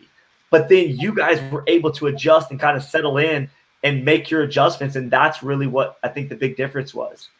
Right. No, I totally agree with you. And to fully answer your question on, you said top level 5-0s compared to maybe mid-level or lower level 5-0s, I think you were mentioning. So I think that's the main difference is people like the top tier top tier pro pickleball players. They have all the shots, but they're able to adapt early on in a game and change the way they play based on their opponent. So it's that whole, knowing what to do when you're presented with this. Almost like think about a boxer when they go head to head. That's what makes boxing so much fun for people to watch, right? I mean, is the strategy involved. So if a player starts to do this, then you need to have an answer for it and do this. So I think that's what the top level pro pickleball players have that maybe the lower level or mid-level 5-0 players don't quite have to that extent. Does that make sense, Scott? It does. And one of the biggest things I found is because I've had a chance to play some of the top guys, and I actually get to train some with Kyle Yates now that I live in Florida. And one of the biggest things I've noticed at that level is their consistency all day long. Right. They're going to make some mistakes throughout the games, few and far between. It's a lot less than the lower level players that may be in the tournament in that bracket. Like myself, I can have some phenomenal shots, but then I can also mess up a lot more, make a lot more unforced errors than the top guys. Absolutely. And I think timeouts are absolutely key. If you're watching this is one tip for the day, is if you play tournament pickleball, use your timeouts wisely. I cannot tell you how many games with runs I have been a part of, and calling that timeout almost always gives you that edge. So it kind of resets it because, as I mentioned earlier, I don't know if you guys were watching then, But just talking about the key differences between a sport like tennis compared to pickleball. In tennis, I feel like I could reset my mind as I'm walking back after a shot, after the point is played out, and I had time to get my mind right before the next point started. And in pickleball, what the pros are so, able to do, and maybe it's because they play so much, I don't know, but I feel like they have a better mental edge over the rest of the population that has similar shots, but not the level of play or results in tournaments, is they're able to reset and get back on track quickly with their mind. So after that point, the point is over. So if anything, talk about adjustments with your partner on what you guys can do next time, and stay positive. Anytime there's any negativity out on the court, it's going to definitely roll over to your partner, whether you're playing rec league, whether you're playing pickup, or whether you're playing in a tournament.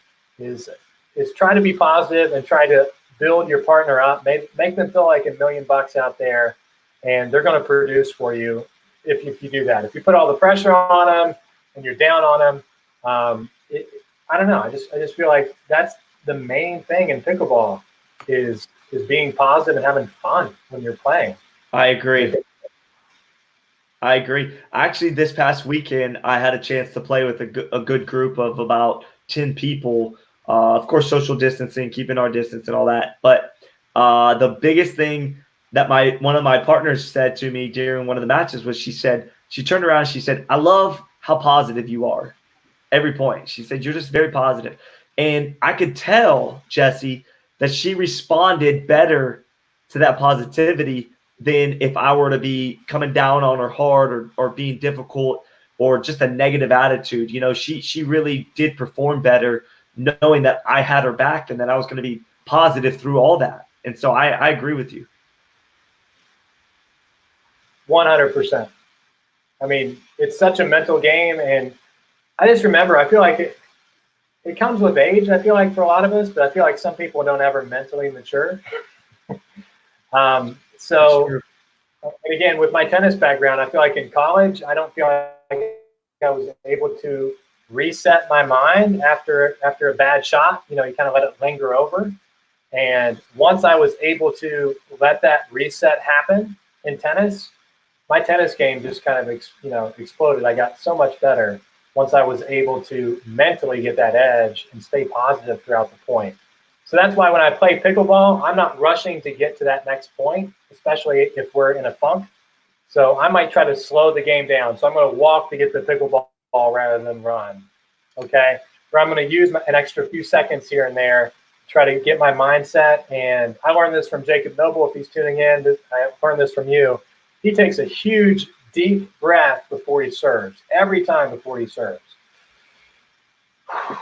It's like you're breathing out that negativity, you're resetting your mind, you're getting that fresh air in, and then you're doing the same routine, just like you'll see a basketball player do before they take a free throw. They're going to have a certain routine that they do before they take their shot. And I think it's so important that as pickleball players, we also keep those routines in there for the shots that we're able to use, like the serve.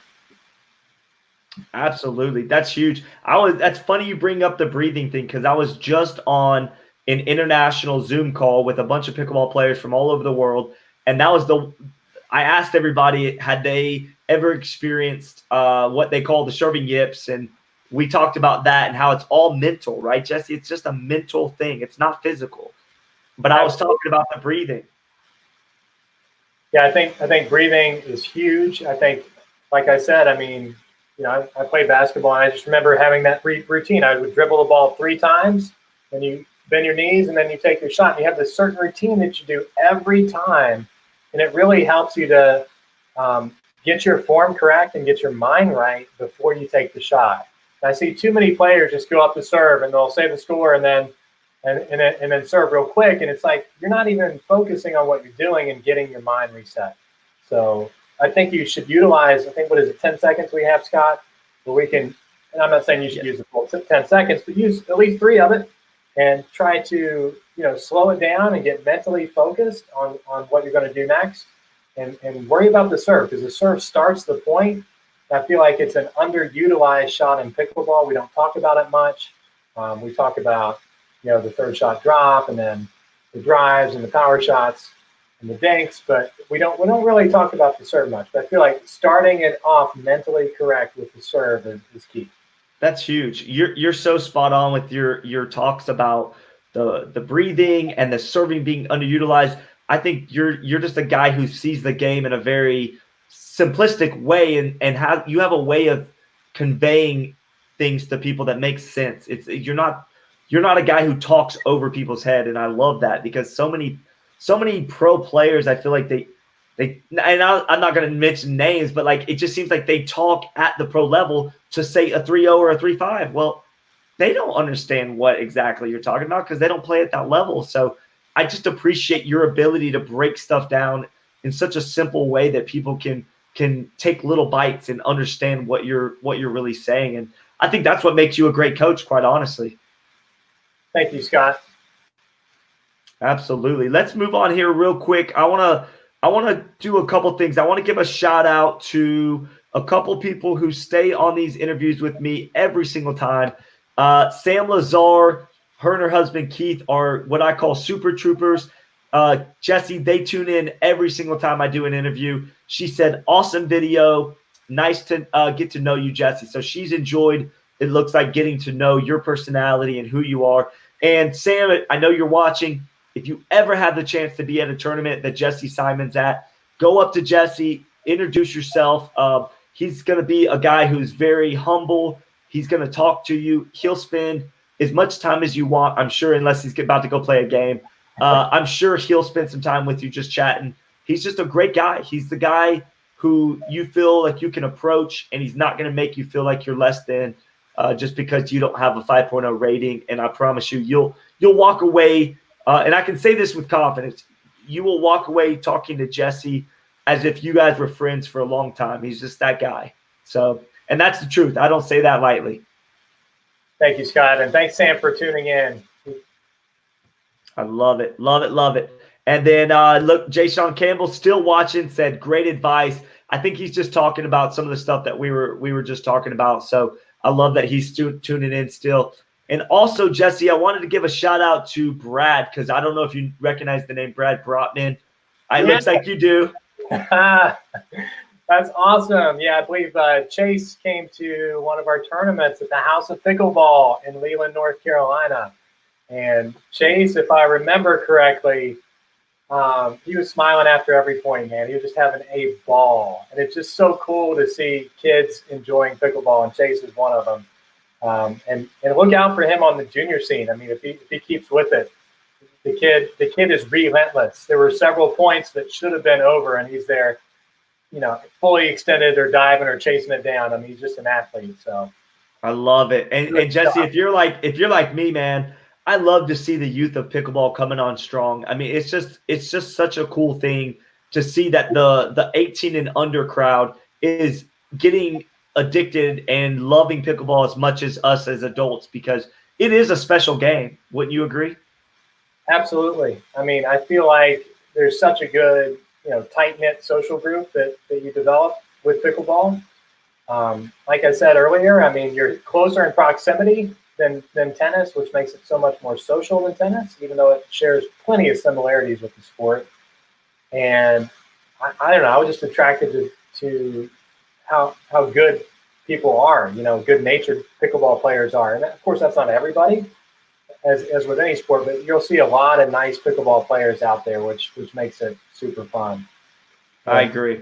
I think 100%. You mentioned the Post family earlier. I think we got kind of cut off then, but the Post family is a great pickleball family in the state of North Carolina. So, absolutely, yeah, they're special, man. I've spent time up there in Salisbury, North Carolina with them. They always open up their home to me. Matter of fact, John Post and Abraham are two guys who always just continue to reach out to me, even when I don't get to see them for an extended period of time. And they always offer their home up if I'm going to come to the area. So just great family. And their John's wife, she is the backbone. Yes, Lydia is the backbone of that family. So there's no question there. But I threw this up a second ago, but I wanted to throw it back up. The Slam Master actually said, you guys rock. Looks like Slam Master's watching from YouTube, which is kind of cool. So that's pretty neat. Absolutely. I don't know who the Slam Master is, but I love the comment that he threw up there. He likes us, so that's good. Thank you, Slam Master, and we might be scared to play against you. It sounds like you're gonna rock the ball. I love it, the Slam Master. That's a great name. Okay, Keith Ramos said, don't have the same amount of time between matches in a pickleball tournament, so you have to reset, unlike tennis. I think he was referring to you talking about the 10 seconds. Yeah, I mean, you have to take those little blips of time, and they're like gold in pickleball because you don't have a lot of time in between matches, sometimes in between games, in between points to really reset like you do in tennis. So that's a good point that you brought up. So I just feel like learning how to channel that and make it work for you so that you're mentally fresh before each point is so important. And as I mentioned earlier, the breathing helps with me before the serve, doing the same thing, getting my ready position set, just kind of mentally being in the right place and getting there quickly and learning things that work for you and calling your timeouts. I will never lose a match without calling a timeout. It's just the unpardonable sin on the pickleball court in a tournament is to lose a match without calling a timeout. And I can't tell you teams I've beaten that did not call a timeout, and I'm not going to tell them while I'm beating them that, hey, you should call a timeout. But little things like that, and sometimes when you're even playing somebody that's better than you and you're beating them and they don't call a timeout, it's just why wouldn't you utilize the tools that you have? And pickleball is a game of runs. I mean, I can't tell you how many times I've seen, like you mentioned, we were playing against each other and we were up 8-0 on you, and then you came back. And then I remember, I think last time I played against you, I think I talked Jay Sean Campbell, if he's still listening, I talked him into playing a tournament, I think that Lucy Kitcher put on in Camden, South Carolina. Cam did, yep. That was last minute, Scott. So I asked Jay Sean if he would go with me, and he was working on, I don't think he slept. I think he worked the night shift that day and just drove right after work. He sure did. And you all lit us up, and you were just driving the ball, and you and Lou Hosky could not miss when you guys were playing against us. And I remember that. You all creamed us the first game. I mean, you just had all this pace, and you guys were just on fire. And Jay Sean was still snoozing, and I was like, what's happening? I think I probably wasn't playing amazing either. Yeah, Camden, South Carolina. That's right, Jay Sean. Yeah, he's still listening.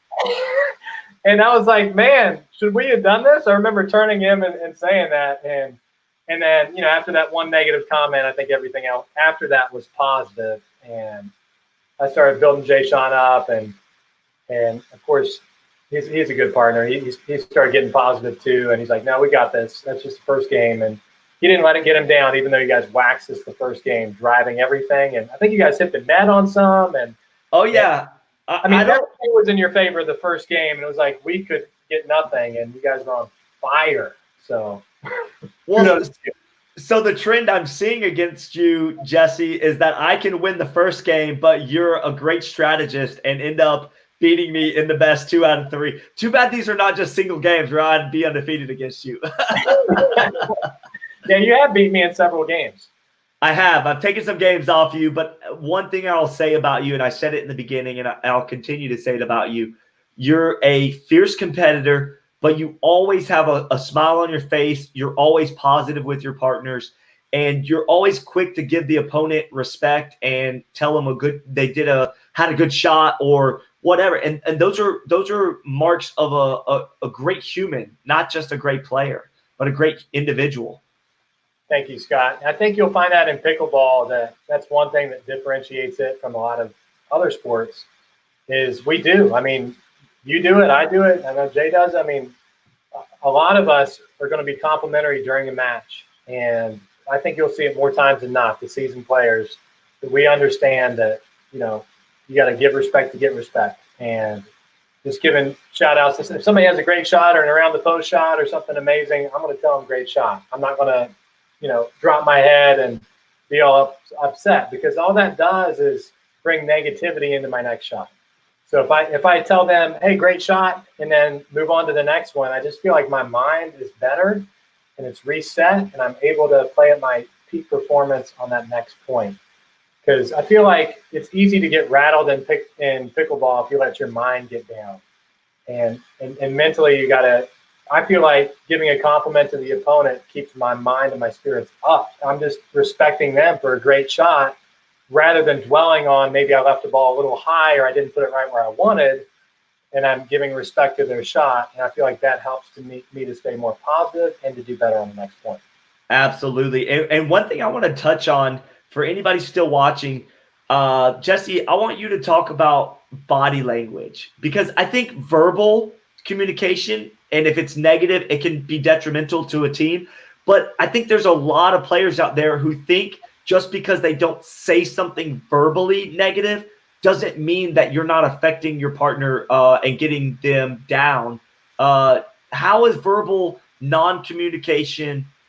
I'm sorry, let me rephrase that. How is non-verbal communication and body language crucial in a partnership?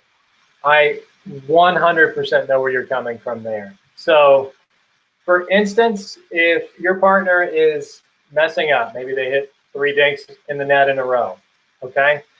And you drop your head, or you won't look at him, or you don't say, let's go. I mean, if you drop your head, that's a sign from your partner that you have lost confidence in them and you're disappointed. And then they already feel disappointed. So your negative attitude to them, even though you didn't say anything, definitely is having an impact on their gameplay. So it's so important to train yourself. And you can do this when you're practicing, when you're playing pickup games, when you're playing with your group. Just practice being positive out there and building your partner up. You'd be surprised, even in pickup games, how much better your partner is going to play when you're positive, and rather than make it a habit, because it's a habit that we do, right? If our partner messes up, I see a lot of players just have, I can't believe I played with them. You know, I mean, that's what they're basically showing you with their expression is, I can't believe I'm teamed up with this person, and which is awful. That's what you're projecting, even though you don't say it. So rather than dropping your head, keep your head up and say, you got the next one. Come on, you got this. Okay? Or hey, if you need a timeout, we can call a timeout. You know, say something positive that can be constructive rather than just either saying nothing and dropping your head, which I feel like is a big thing, or turning your back on them, or an exhale like, shh. I mean, how many times have we seen that? And it's just like whoever is playing, they basically fall apart. So the person who made the mistake doesn't get any better because the confidence from their partner is totally lost. And then that other person thinks they need to overdo it now since their partner's not doing well. So they're going to make more mistakes. So I just see it as being negative. I think you and I have probably seen this happen several times in tournaments where teams kind of fall apart when they stop working with each other. Yes, and I just want to say, from my 3.5 years of pickleball experience plus all my sports background growing up, that I found there's 3 types of players and the way they respond. So the first is the player who's very sensitive. So they feel every emotion that their partner is giving them, whether it be verbal communication, nonverbal communication, body language, everything that they do, good or bad, that partner type will internalize that. And then their play is affected by those emotions. The second player that I found is the player who's able to just disconnect emotionally from all that good, bad, or indifferent stuff. And they can just hone in and focus on their game, and they kind of ignore the partner, which, good or bad, I've just seen that. And then the third type is the type that you can kind of light a fire under their butt, if you will. Right. You can be a little more aggressive or press on them a little more, and they respond well to that type of thing. So the reason I bring this up, Jesse, and I want you to talk about it, is I feel like you as a partner need to know who you're playing with and how to push their buttons in a good way, how to motivate them in a good way, correct?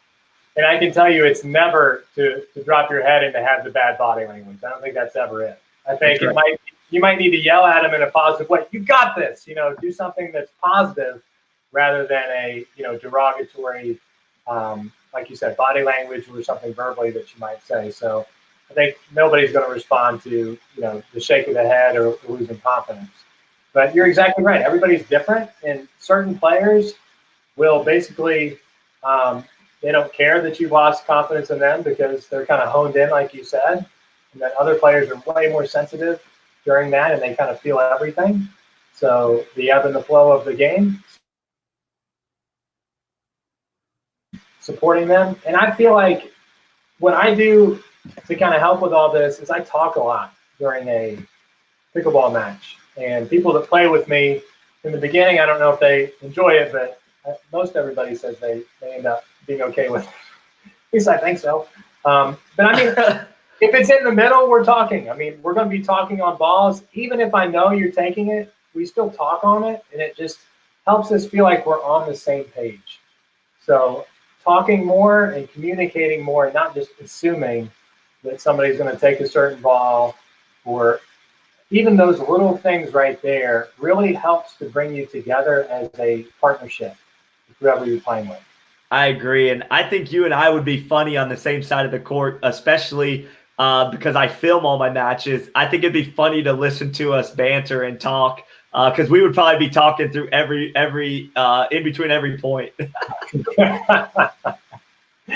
Yeah, Scott, you're definitely a talker. I see you calling timeouts and strategizing constantly. You are one who's not afraid to change a strategy during a game or during, like you said, right after a point. So I've seen you do that several times. Absolutely. Yeah, I think it's crucial to be able to evolve and adapt as the game goes on. But one thing I was telling my girlfriend about this the other day, and because I'm such a talker and I'm always being the lead role, there was a tournament at Nationals where me and my partner were struggling a little bit. We call a timeout, and for the first time ever, and I think you'll appreciate this, for the first time ever, instead of me just giving the advice or talking the strategy, I looked at my partner, Jesse, and I said, "What are you seeing?" And then I just shut up. And it was amazing. It was amazing. It felt so good to just pass that along to them and ask that question and then listen to their feedback, because so many times I'm just talking away and forget to listen. Right. And like you said, I mean, even if you are a dominant personality, it's important that you're doing it as a team and you're able to listen. And then as you said that, I'm sure your partner was like all fired up because you probably agreed with them, didn't you? Absolutely, for sure. I love it. I do want to not forget Vu. Vu is a phenomenal guy, phenomenal player. I hope he's still watching because we're giving him a shout out. Vu is from, where is he from? Georgia, South Carolina area? It's Georgia. I'm not sure. Yeah, I think he's from near South Carolina. I think it's Augusta. Yes, that's correct. Okay, Augusta, Georgia. Vu, I've had the pleasure with playing with, against, watching this guy play. He is a student of the game. Yes. Loves pickleball. He's also a tennis coach in Augusta, Georgia. And the guy is just, you and him, I would say, would be like two of the nicest guys in pickleball. I'd put both of you up there. And Vu and I are slated to play the next two tournaments together. So Vu is a phenomenal guy. We partnered and took bronze in our first showing, and we took gold. We were undefeated in our last showing. So Vu and I have a blast playing with each other. He is the nicest guy you'll meet. Super consistent player. Feeds off your energy. He's just a great partner, and he loves pickleball. And I don't know, I'm having a blast. I can't tell you. I mean, I love what I do. Like I said, I'm a math teacher. I'm a pickleball coach, and I play as many pickleball tournaments as I can. And being around people like Vu and Jay Sean and the whole crew, Jacob Noble, and the list goes on. I have so many wonderful people that I play pickleball with, and I love what I do. It's great. That's incredible, man. I love your positivity with it. Okay, switching gears. Sarah Goodwin said, Jesse, did you used to come to the WAC to play the WAC? Well, the WAC is the Wilmington Athletic Club. And it just so happens that I played at the WAC for a tournament that they had. And I was not a member at the WAC, but a lot of people played at the Wilmington Athletic Club, played racquetball. This is a true story. And many of those who played racquetball have now converted over to pickleball. And now we Yes. play together. So I know a lot of those guys from the WAC. So even though I didn't play there much, a lot of good folks from there that have come over from racquetball and started up pickleball in Wilmington, North Carolina. Oh man, that's awesome. I love to hear those stories of people transitioning over. Okay, Donna Demiano, I guess that's how you say it. She said, "That's my coach. Thank you, Jesse Simon." So Donna just joining in, watching the interview. I think that's awesome that your students tune in and want to hear from you. So that's cool. And Donna's great. She loves pickleball. She's a positive person. She's having a blast, just like me. So thank you, Donna. Very cool. Very cool. Let's see. Let's see here. We got a lot of comments, actually. Emily said, just downloaded the Pickleball Shots app. Need a special trick shot, not showing how to dive. Oh, my goodness. I think Emily was at Carolina courts whenever I was diving repeatedly because I was playing against two of the better lobbers in the game, Scott. I remember this. I actually remember this. You remember that? Were you watching it on? I was, and you kept diving. I was like, my goodness, how many times is this guy gonna dive? Man, Stephanie and Enrique were just, lobbing and lobbing and lobbing, and they put them right where they should, right on that back line. And we were scrambling. But one thing you won't beat me on is heart. So I'm going to hustle and try to get to every ball and not let my partner down. So luckily, I was able to dive on that court without tearing up my knees too bad. I tell you what, I'm invest in knee pads if I'm going to play indoor courts. I wonder how many times you've come home from tournaments and your wife said, was somebody hitting you with a baseball bat? Because you probably have bruises all over yourself because you dive. I remember you diving in singles against me in Myrtle Beach. You dove several times. No, Scott. I would never do such a thing. I've got it on video. True story, I dove in tennis one time. What? One time is all it takes because in tennis, you're playing on a hard court. And notice the times that you mentioned, we were playing in Myrtle Beach on the indoor surface and then Carolina courts on an indoor surface. So those will not tear up your knee. But I remember diving, playing tennis, and I only had to do it one time. I knew I was not going to do that again. That hurt like. That always hurts if you dive on. And sometimes I've like tripped and not dove on purpose, or I've call it slipped and fall, and you skin up your knees and stuff bad on that hard surface. Yeah, but I've been diving since I was a kid. So I played baseball growing up, and I don't know. My baseball pants were never clean. We'll just put it that way. I love it. That's good stuff, no man. ball hit up the middle that I wasn't going to attempt again. So. It's the effort, man. People always love the effort from players. Okay, Slam Master updated us. His name is Gordon Gebert, and he said also in a separate comment, he said Warren Gebert's brother. So that's who that is. So I'm glad he cleared that up. Well, awesome, Slam Master. Thank you for joining us and tuning in. I love it. And I would not be an interview unless I gave a shout out to my mixed doubles partner, Rachel Castelli, who actually happened to be at the same tournament in Camden, South Carolina that weekend that you and I were there. She actually, I think, was still kind of coming up through the ranks. She was playing, I think, 4-0 that weekend. But her and I were supposed to play the U.S. Open until it got canceled. Oh, wow. Do you know her? Do you recognize that name at all? I've heard of her, but I don't think we've met yet, Rachel. Sorry if we have, and I forgot. But I think is she North Carolina? She goes back and forth from like South Carolina, I think, and then Florida. She has ties back to Florida. She's Gotcha. kind of back and forth, but she's great, man. Actually, if you get a chance next week, tune into her it's called Grandpa's Porch, and her family gets together and plays like the banjo and guitar, and they sing. It's really cool. They do a cool little segment there called Grandpa's Porch. That's awesome. Good stuff. And I want to give a shout out also. You got a lot of fans, man. A lot of people tuning in. Billy Curran, who's another guy that I love. He's just a great, positive guy. And let's see. I think this is an older comment talking about partnerships and being negative. Negativity and, yeah, body language probably. For sure. Thanks for tuning in. Do you know him? Do you know Billy? Yeah, I know Billy. He comes to a lot of the North Carolina tournaments that I've been a part of, and he always says hi to me and we always greet each other. So Billy's a good guy. Very, very cool. I love it, man. Bill Harris said, wow, what a great evening of pickleball talk. See you at the Hop, Jesse. Bill's a great guy. He does frequent the House of Pickleball in Leland, and he's part of our pickleball group. And Bill's a good player. I mean, he's a very good player. And you can see from the Facebook profile picture, apparently a good fisherman too. But Bill's got some great spin on the ball, and he's just out there having a blast. So many good people. I know it. Pickleball is so awesome with the people of pickleball. It looks like Chase brought me, which is, I guess, the son of Brad, correct? Right. Okay, right. He said he got to see you and Boo play at the Cupid tournament, which is formerly the March Madness. So if anybody's familiar with the March Madness, that's what that tournament was. Yeah, and that was fun. So we got probably down in a couple matches. Jay Sean was there, and Riley. We had some good competition, and Jacob Noble and Andrew Butler. So a lot of good players were there.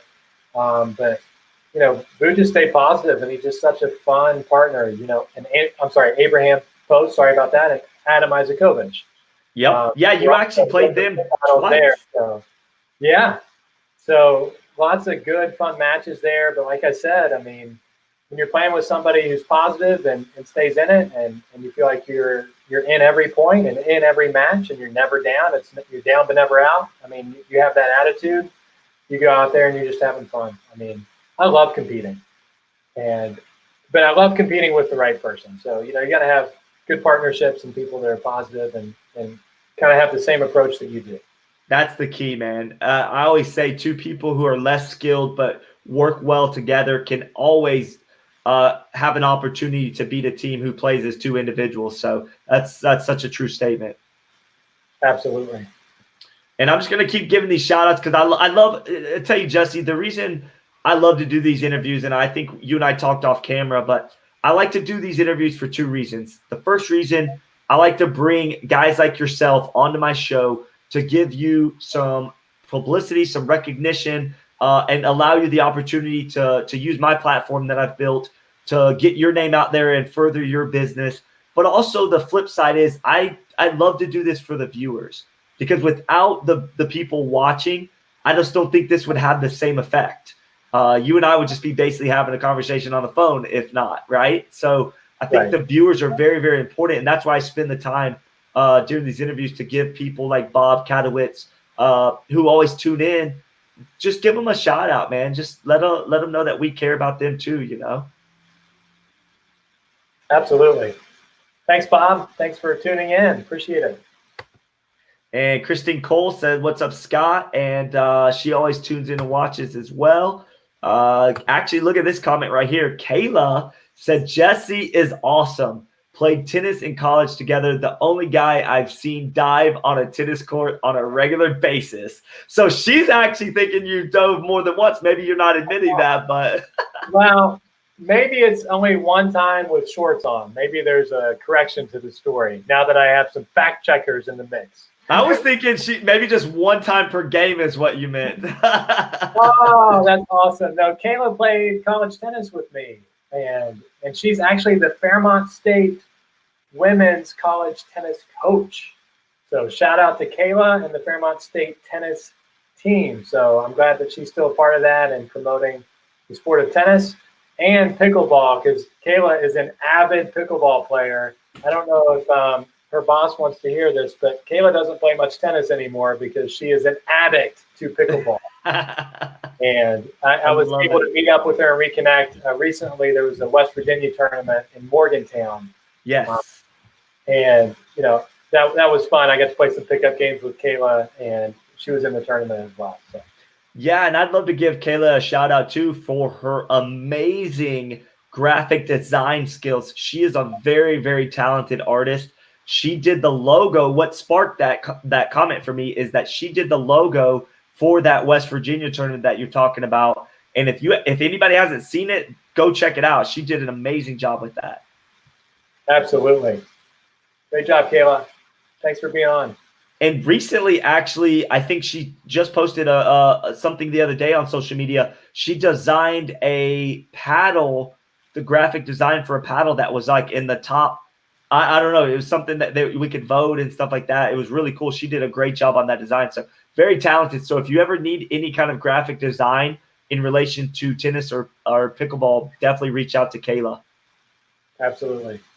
Very cool, man. The list goes on. People keep commenting. I thought we'd be wrapping this up soon, but man, people keep throwing out comments. But Barbara said, love the enthusiasm for the pickleball community connection. So you and I are guys who we promote and we care about the people of pickleball. And I think that's why that shines through, is because both of us try to be super genuine guys who just love the sport and love to put the shine and the limelight on other people as well. Right. Thank you, Barbara. Looks like Rachel cleared that up where she's from. Charlotte. So it is North Carolina and Jacksonville, Florida, because you said back and forth. Yes. Yep. She goes back and forth. You'll catch her on both ends there. So she's great, man. If you ever get a chance to play with her, play some pickup games, she's awesome. Okay, Sam said 2 great ambassadors for pickleball. We really appreciate that comment. Pat Lee. Jesse is a great instructor, a wonderful person, and an amazing pickleball player. Definitely an asset for the hop. So do you know Pat? Recognize Pat? I hope so. Thank you, Pat. And I'm normally just with first names. So but thank you, Pat, very much. I appreciate the comment. Hope to see you at the hop. There you go. And I'm sure if they know you from the hop, I'm sure they've seen you. And you just to throw this out there, because I'm also in the same boat, Jesse and I meet a lot of people through instruction and teaching and all that stuff. So it is sometimes hard to remember everyone, but I'm sure next time you see Jesse, make sure you go up and tell them you were the Pat that was on the live interview with the Golden Boy, and I'm sure he'll remember. So absolutely. Love it. Okay, Rachel has a question for you, actually. Jesse, what are some of your favorite drills? Talk about some favorite drills real quick. All right, I got to give a shout out to my drilling partner, John Ludwig. So before every tournament, if I've been slacking with practicing because I'm a busy guy, I make sure before every tournament that I get together with a buddy, in this case, normally John, and we're going to play skinny singles, definitely for part of our drill session. And for the other 20 minutes, we're going to work on whatever we need to work on for that time. So basically, it's whatever you've been weakest on your last time playing. So whether it's taking things off the short hop, or I'll ask you, that's the important thing is having a good drilling partner. So I think the drills are, if you're able to have a good drilling partner, you can just tell your partner to put the ball in a certain spot and over again, and then until you work out whatever kink mechanically that maybe you were doing wrong with your shot, and work it out. So I'll do that before a tournament. And then skinny singles. I can't tell you how much that makes your game better. Is to play 6 tricks, skinny singles. In other words, if you have an even score, you are on the right side. If you have an odd score, you are on the left side. And you earn the right to move. And you're only playing half the court. So those one-on-one drills with skinny singles, I do this with players that I'm coaching, and I also do it before every tournament. And it's just a way to maximize your playing time. It's like you're playing doubles while you're playing singles. And you get to work on going to the net. You get to work on the cross court, the down the line, the cross court, and the down the line from both the forehand and the backhand side. Absolutely. And I was talking about this on the interview call the other day. When you're drilling, do you and John or anybody that you're drilling with, do you guys try to make it fun and competitive, like make some of the drilling some competition stuff? Is that something you do? Absolutely. And I think you guys can, what is it? It's a third shot drop drill. I think this is on my video. Sometimes I get confused what I put out there and what I haven't, but I'll go and tell you about it. So a third shot drop drill, I think I learned this from Jacob Noble and his crew. We just had 3 people out there. That's all we had at the time. So Jacob was hitting drop shots over and over again from the baseline, and we're both at the non-volley zone hitting feeds, and we're trying to hit the ball deep. The rule is you can't hit a drop shot. You can't hit a softball in the kitchen. You have to hit deep to your opponent. And then you just try to stay in it and hit as many third shot drops as you can. If you leave one high, no biggie. They put it away, you get the next one back, and you're working on defense. So I love that drill. because you count how many third shot drops you get, which makes it competitive.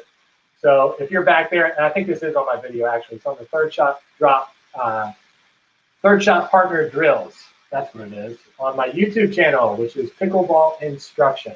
There we go. And I love that drill because if you only get 2 drop shots in and then you make a mistake and hit one in the net, then your drill ends quickly and the next person's up, and you just rotate clockwise and keep playing. So if you're able to hit 50 drop shots in a row, the other opponents are trying to make it harder and harder for you to get the ball back, and you're just trying to be consistent and really work on your honing in your third shot drop.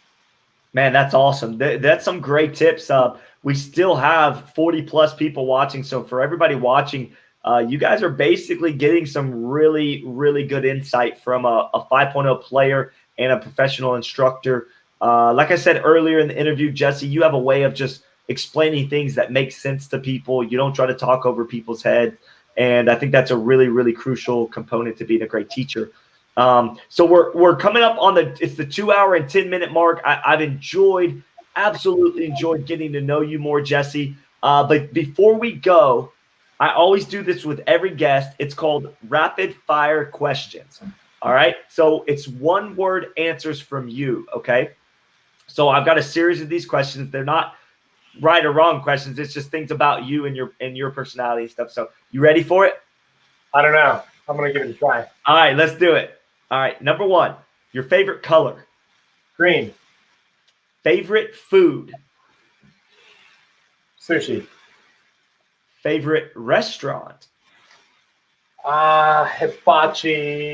Miyabi Jr. is the name of it. Okay. Is that a local? It's a local hibachi place. Okay, very cool. How old are you? 39. And mid-30s, though, of course. Okay. Are you married? Yes. Do you have kids? Yes. And you can say 2 if you want to, because you said it. Yeah, I have 2 kids. I have a 5-year-old son and an 8-year-old daughter. Very cool. And real quick, we'll take a quick pause on the rapid fire. Do you try to put a paddle in their hand at 5 and 8, or do you wait until maybe they get a little older? Why would I wait? I love it. I knew that was your answer. I love it. Do you have fun with pickleball with them even? I mean, do you try to get out there and hit around with them and stuff? I mean, just to be honest with you, like my son right now, he's at the point where we'll play in the garage and he'll ask me to play sometimes. So I love it whenever he prompts it. Like, Dad, do you want to play pickleball? I'm like, are you kidding? Of course I want to play pickleball. So I love hanging out with, my kids and having fun. And I think part of this quarantine, we've really got to spend, us dads and moms out there, we've got to spend a lot of time with our kids. My daughter learned how to ride a bike over the coronavirus. So, that was a great experience. And then, of course, Emmett's playing pickleball with me. So, oh, man, those are special times, man. You'll never forget those good memories, I'm sure. Right. Awesome, man. I'm glad we paused on the questions to let. Okay, let's get back to it. Question number 5. What is your favorite shot in pickleball? Oh, man. That's tough. I love the around the post. Let's go with that. Okay. And this is a slightly different variation of that same question. What is your best shot in pickleball? Oh, my best shot? I feel like it's probably – I want it to be my backhand cut shot. You want it to be. I love it. I want it to be. I hope it is. No, I think it's probably consistency. I don't know if it's one particular shot. Okay. And then what would you say is your worst shot in pickleball? This is always a fun question to ask. Scott, I don't know if I have any weaknesses. Remember? Abraham asked me that earlier, and he said, what weaknesses do you have? You should never tell your opponent's weaknesses. That's right. I love the answer there. Too funny. Favorite pickleball pro to watch? Oh, that's tough. Women's, Simone. Okay. And then men's, man, that is tough. That's a tough one. Probably have to go with Kyle Yates just because he's been part of it, since I started. And he's always been somebody I tried to learn something from. But sorry, this was supposed to be rapid fire. So no, yeah, that's good. No, that's good. I love it. All right, the next question, where do you live? Not exact address, but general area. Leland, North Carolina. Okay. And for anybody that's just tuning in, he is the instructor at the Hop, which is the House of Pickleball in Leland, North Carolina, state-of-the-art facility. So make sure to check that out as well. And then you touched on this earlier, but some people may not have been tuned in yet. What is your profession in real life? I am a math teacher. I teach at a private school, grades 5 through 8. So I get to teach the same kids year after year, and it's a great experience. I've been doing it at this school for 7 years. So I think I've been teaching for 14. I think this is my 15th year. Crazy. Man, incredible. All right. How would you describe your personality in one word? It's tough. Probably just fun. I'm always wanting to have a good time and make sure everybody else is. So is that in one word, fun? Fun. That's a great description. All right. How would you describe your pickleball game in just one word? Probably consistent. I'm not going to beat you with power, but well, sometimes I will. But normally just consistency. Consistent. I love it. Love it. And a couple of these next questions are going to be not one word, but just answer them however you want. Sure. Great question here. You touched on it a little bit through the interview, but what do you look for in a pickleball partner? I love this question. Well, I think I've touched on this a lot, and it's looking for somebody that's fun to play with, somebody that you can grow with. In other words, somebody has the same attitude, they're willing to drill, they're willing to get better, they're willing to accept constructive criticism. They're a positive partner. They pick you up when you're down. They let you pick them up when they're down. And I feel like you kind of learn this when you play pickup games with somebody and you'll play with them socially before a tournament. It's nice to do that. So I feel like I've built relationships with many of the partners I've had, and I have a blast playing with a ton of my partners. So I don't know. I feel like I've picked a lot of good partners. Because Jay Sean, oh no, his best shot is to pick me as his partner. Jay Sean, oh my goodness. I thought that was pertinent since he's still watching to throw his comment up there. I don't know if he got it out, but Jay Sean, for those watching, is going to be leaving our area soon. I hope he's okay with me saying that, but he was mentioning that, he's already shown us all how to play and he's ready to move on, but he's going to be moving to Tampa, Florida. So he'll be near, close to you, Scott. Yes, I've talked to him and I'm super excited he's moving down closer to me. I think I beat him in the last 2 tournaments there, Scott. So I don't know. But Jay Sean, of course, I would love to partner with you again, and I'm looking forward to the U.S. Open. That's awesome, man. I love it. Jay Sean's. Okay, next question. What have you been doing to stay active and in shape during this time of quarantine? All right. To be totally honest, my job changed exponentially. Sorry for the math term, but I'm a math teacher. With this, well, I mean, literally Pi Day. I'm a math teacher, so we missed out on Pi Day. Pi Day happened over the weekend. We're going to celebrate, and then we come back, and Monday there's no school. And we were on Zoom, so I was video conferencing with my kids. We went on like nothing happened, and we did our Zoom conferences and my live teaching. And I've been tutoring kids, on the side. So that's how it kind of changed. So pickleball kind of went out the window for a while. I have not played much pickleball at all until the restrictions were lifted, because I have been so stinking busy. So being a full-time in-your-face teacher, live teacher, and then going to a online teacher has been quite a challenge, but I'm so thankful that I was still able to have an income and have a job throughout all this. I feel very fortunate, even though I have not been active as much. So I've been chasing around my kids, like I mentioned, going for bike rides with my daughter, who's 8. She's been riding the bike like crazy. We've been going almost every day, so I've been staying in shape that way. And I just started playing pickleball again, seriously, this past weekend, and had some good games. So just getting back into it, to be honest. Very cool. Very cool.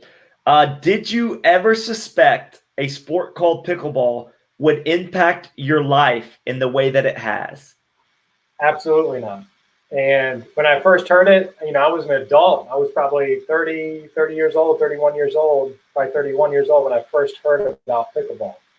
So I had no clue. And I came from paddle sports. So no clue what pickleball was. And my brother played pickleball in gym class. But for whatever reason, I think I had a different gym teacher and they didn't introduce pickleball when I was a kid. So I had not even heard of it because he didn't talk about it when he came home.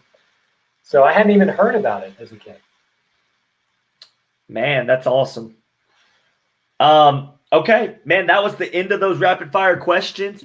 I'm going to pull myself back up here on the screen real quick. Man, I don't know about you, but I've enjoyed this interview. I've enjoyed getting to know you. I think the viewers, they've all stayed tuned in the whole time, and that's always a good sign of a great interview. Thank you, Scott. I really appreciate you having me on and letting me talk and promote the love of the sport. And it's been my pleasure. Absolutely, man. We're at 2 hours and 20 minutes. I think that's a great time to wrap up. Do you want to give any more shout outs or any last comments before we go? Yeah, I definitely want to thank my sponsors, Paddletek and Real-Time Pain Relief, for sponsoring me. So Paddletek makes an amazing paddle, high quality. They've been great to work with. Quality, they stand behind their product 100%. And I'm just proud to represent them.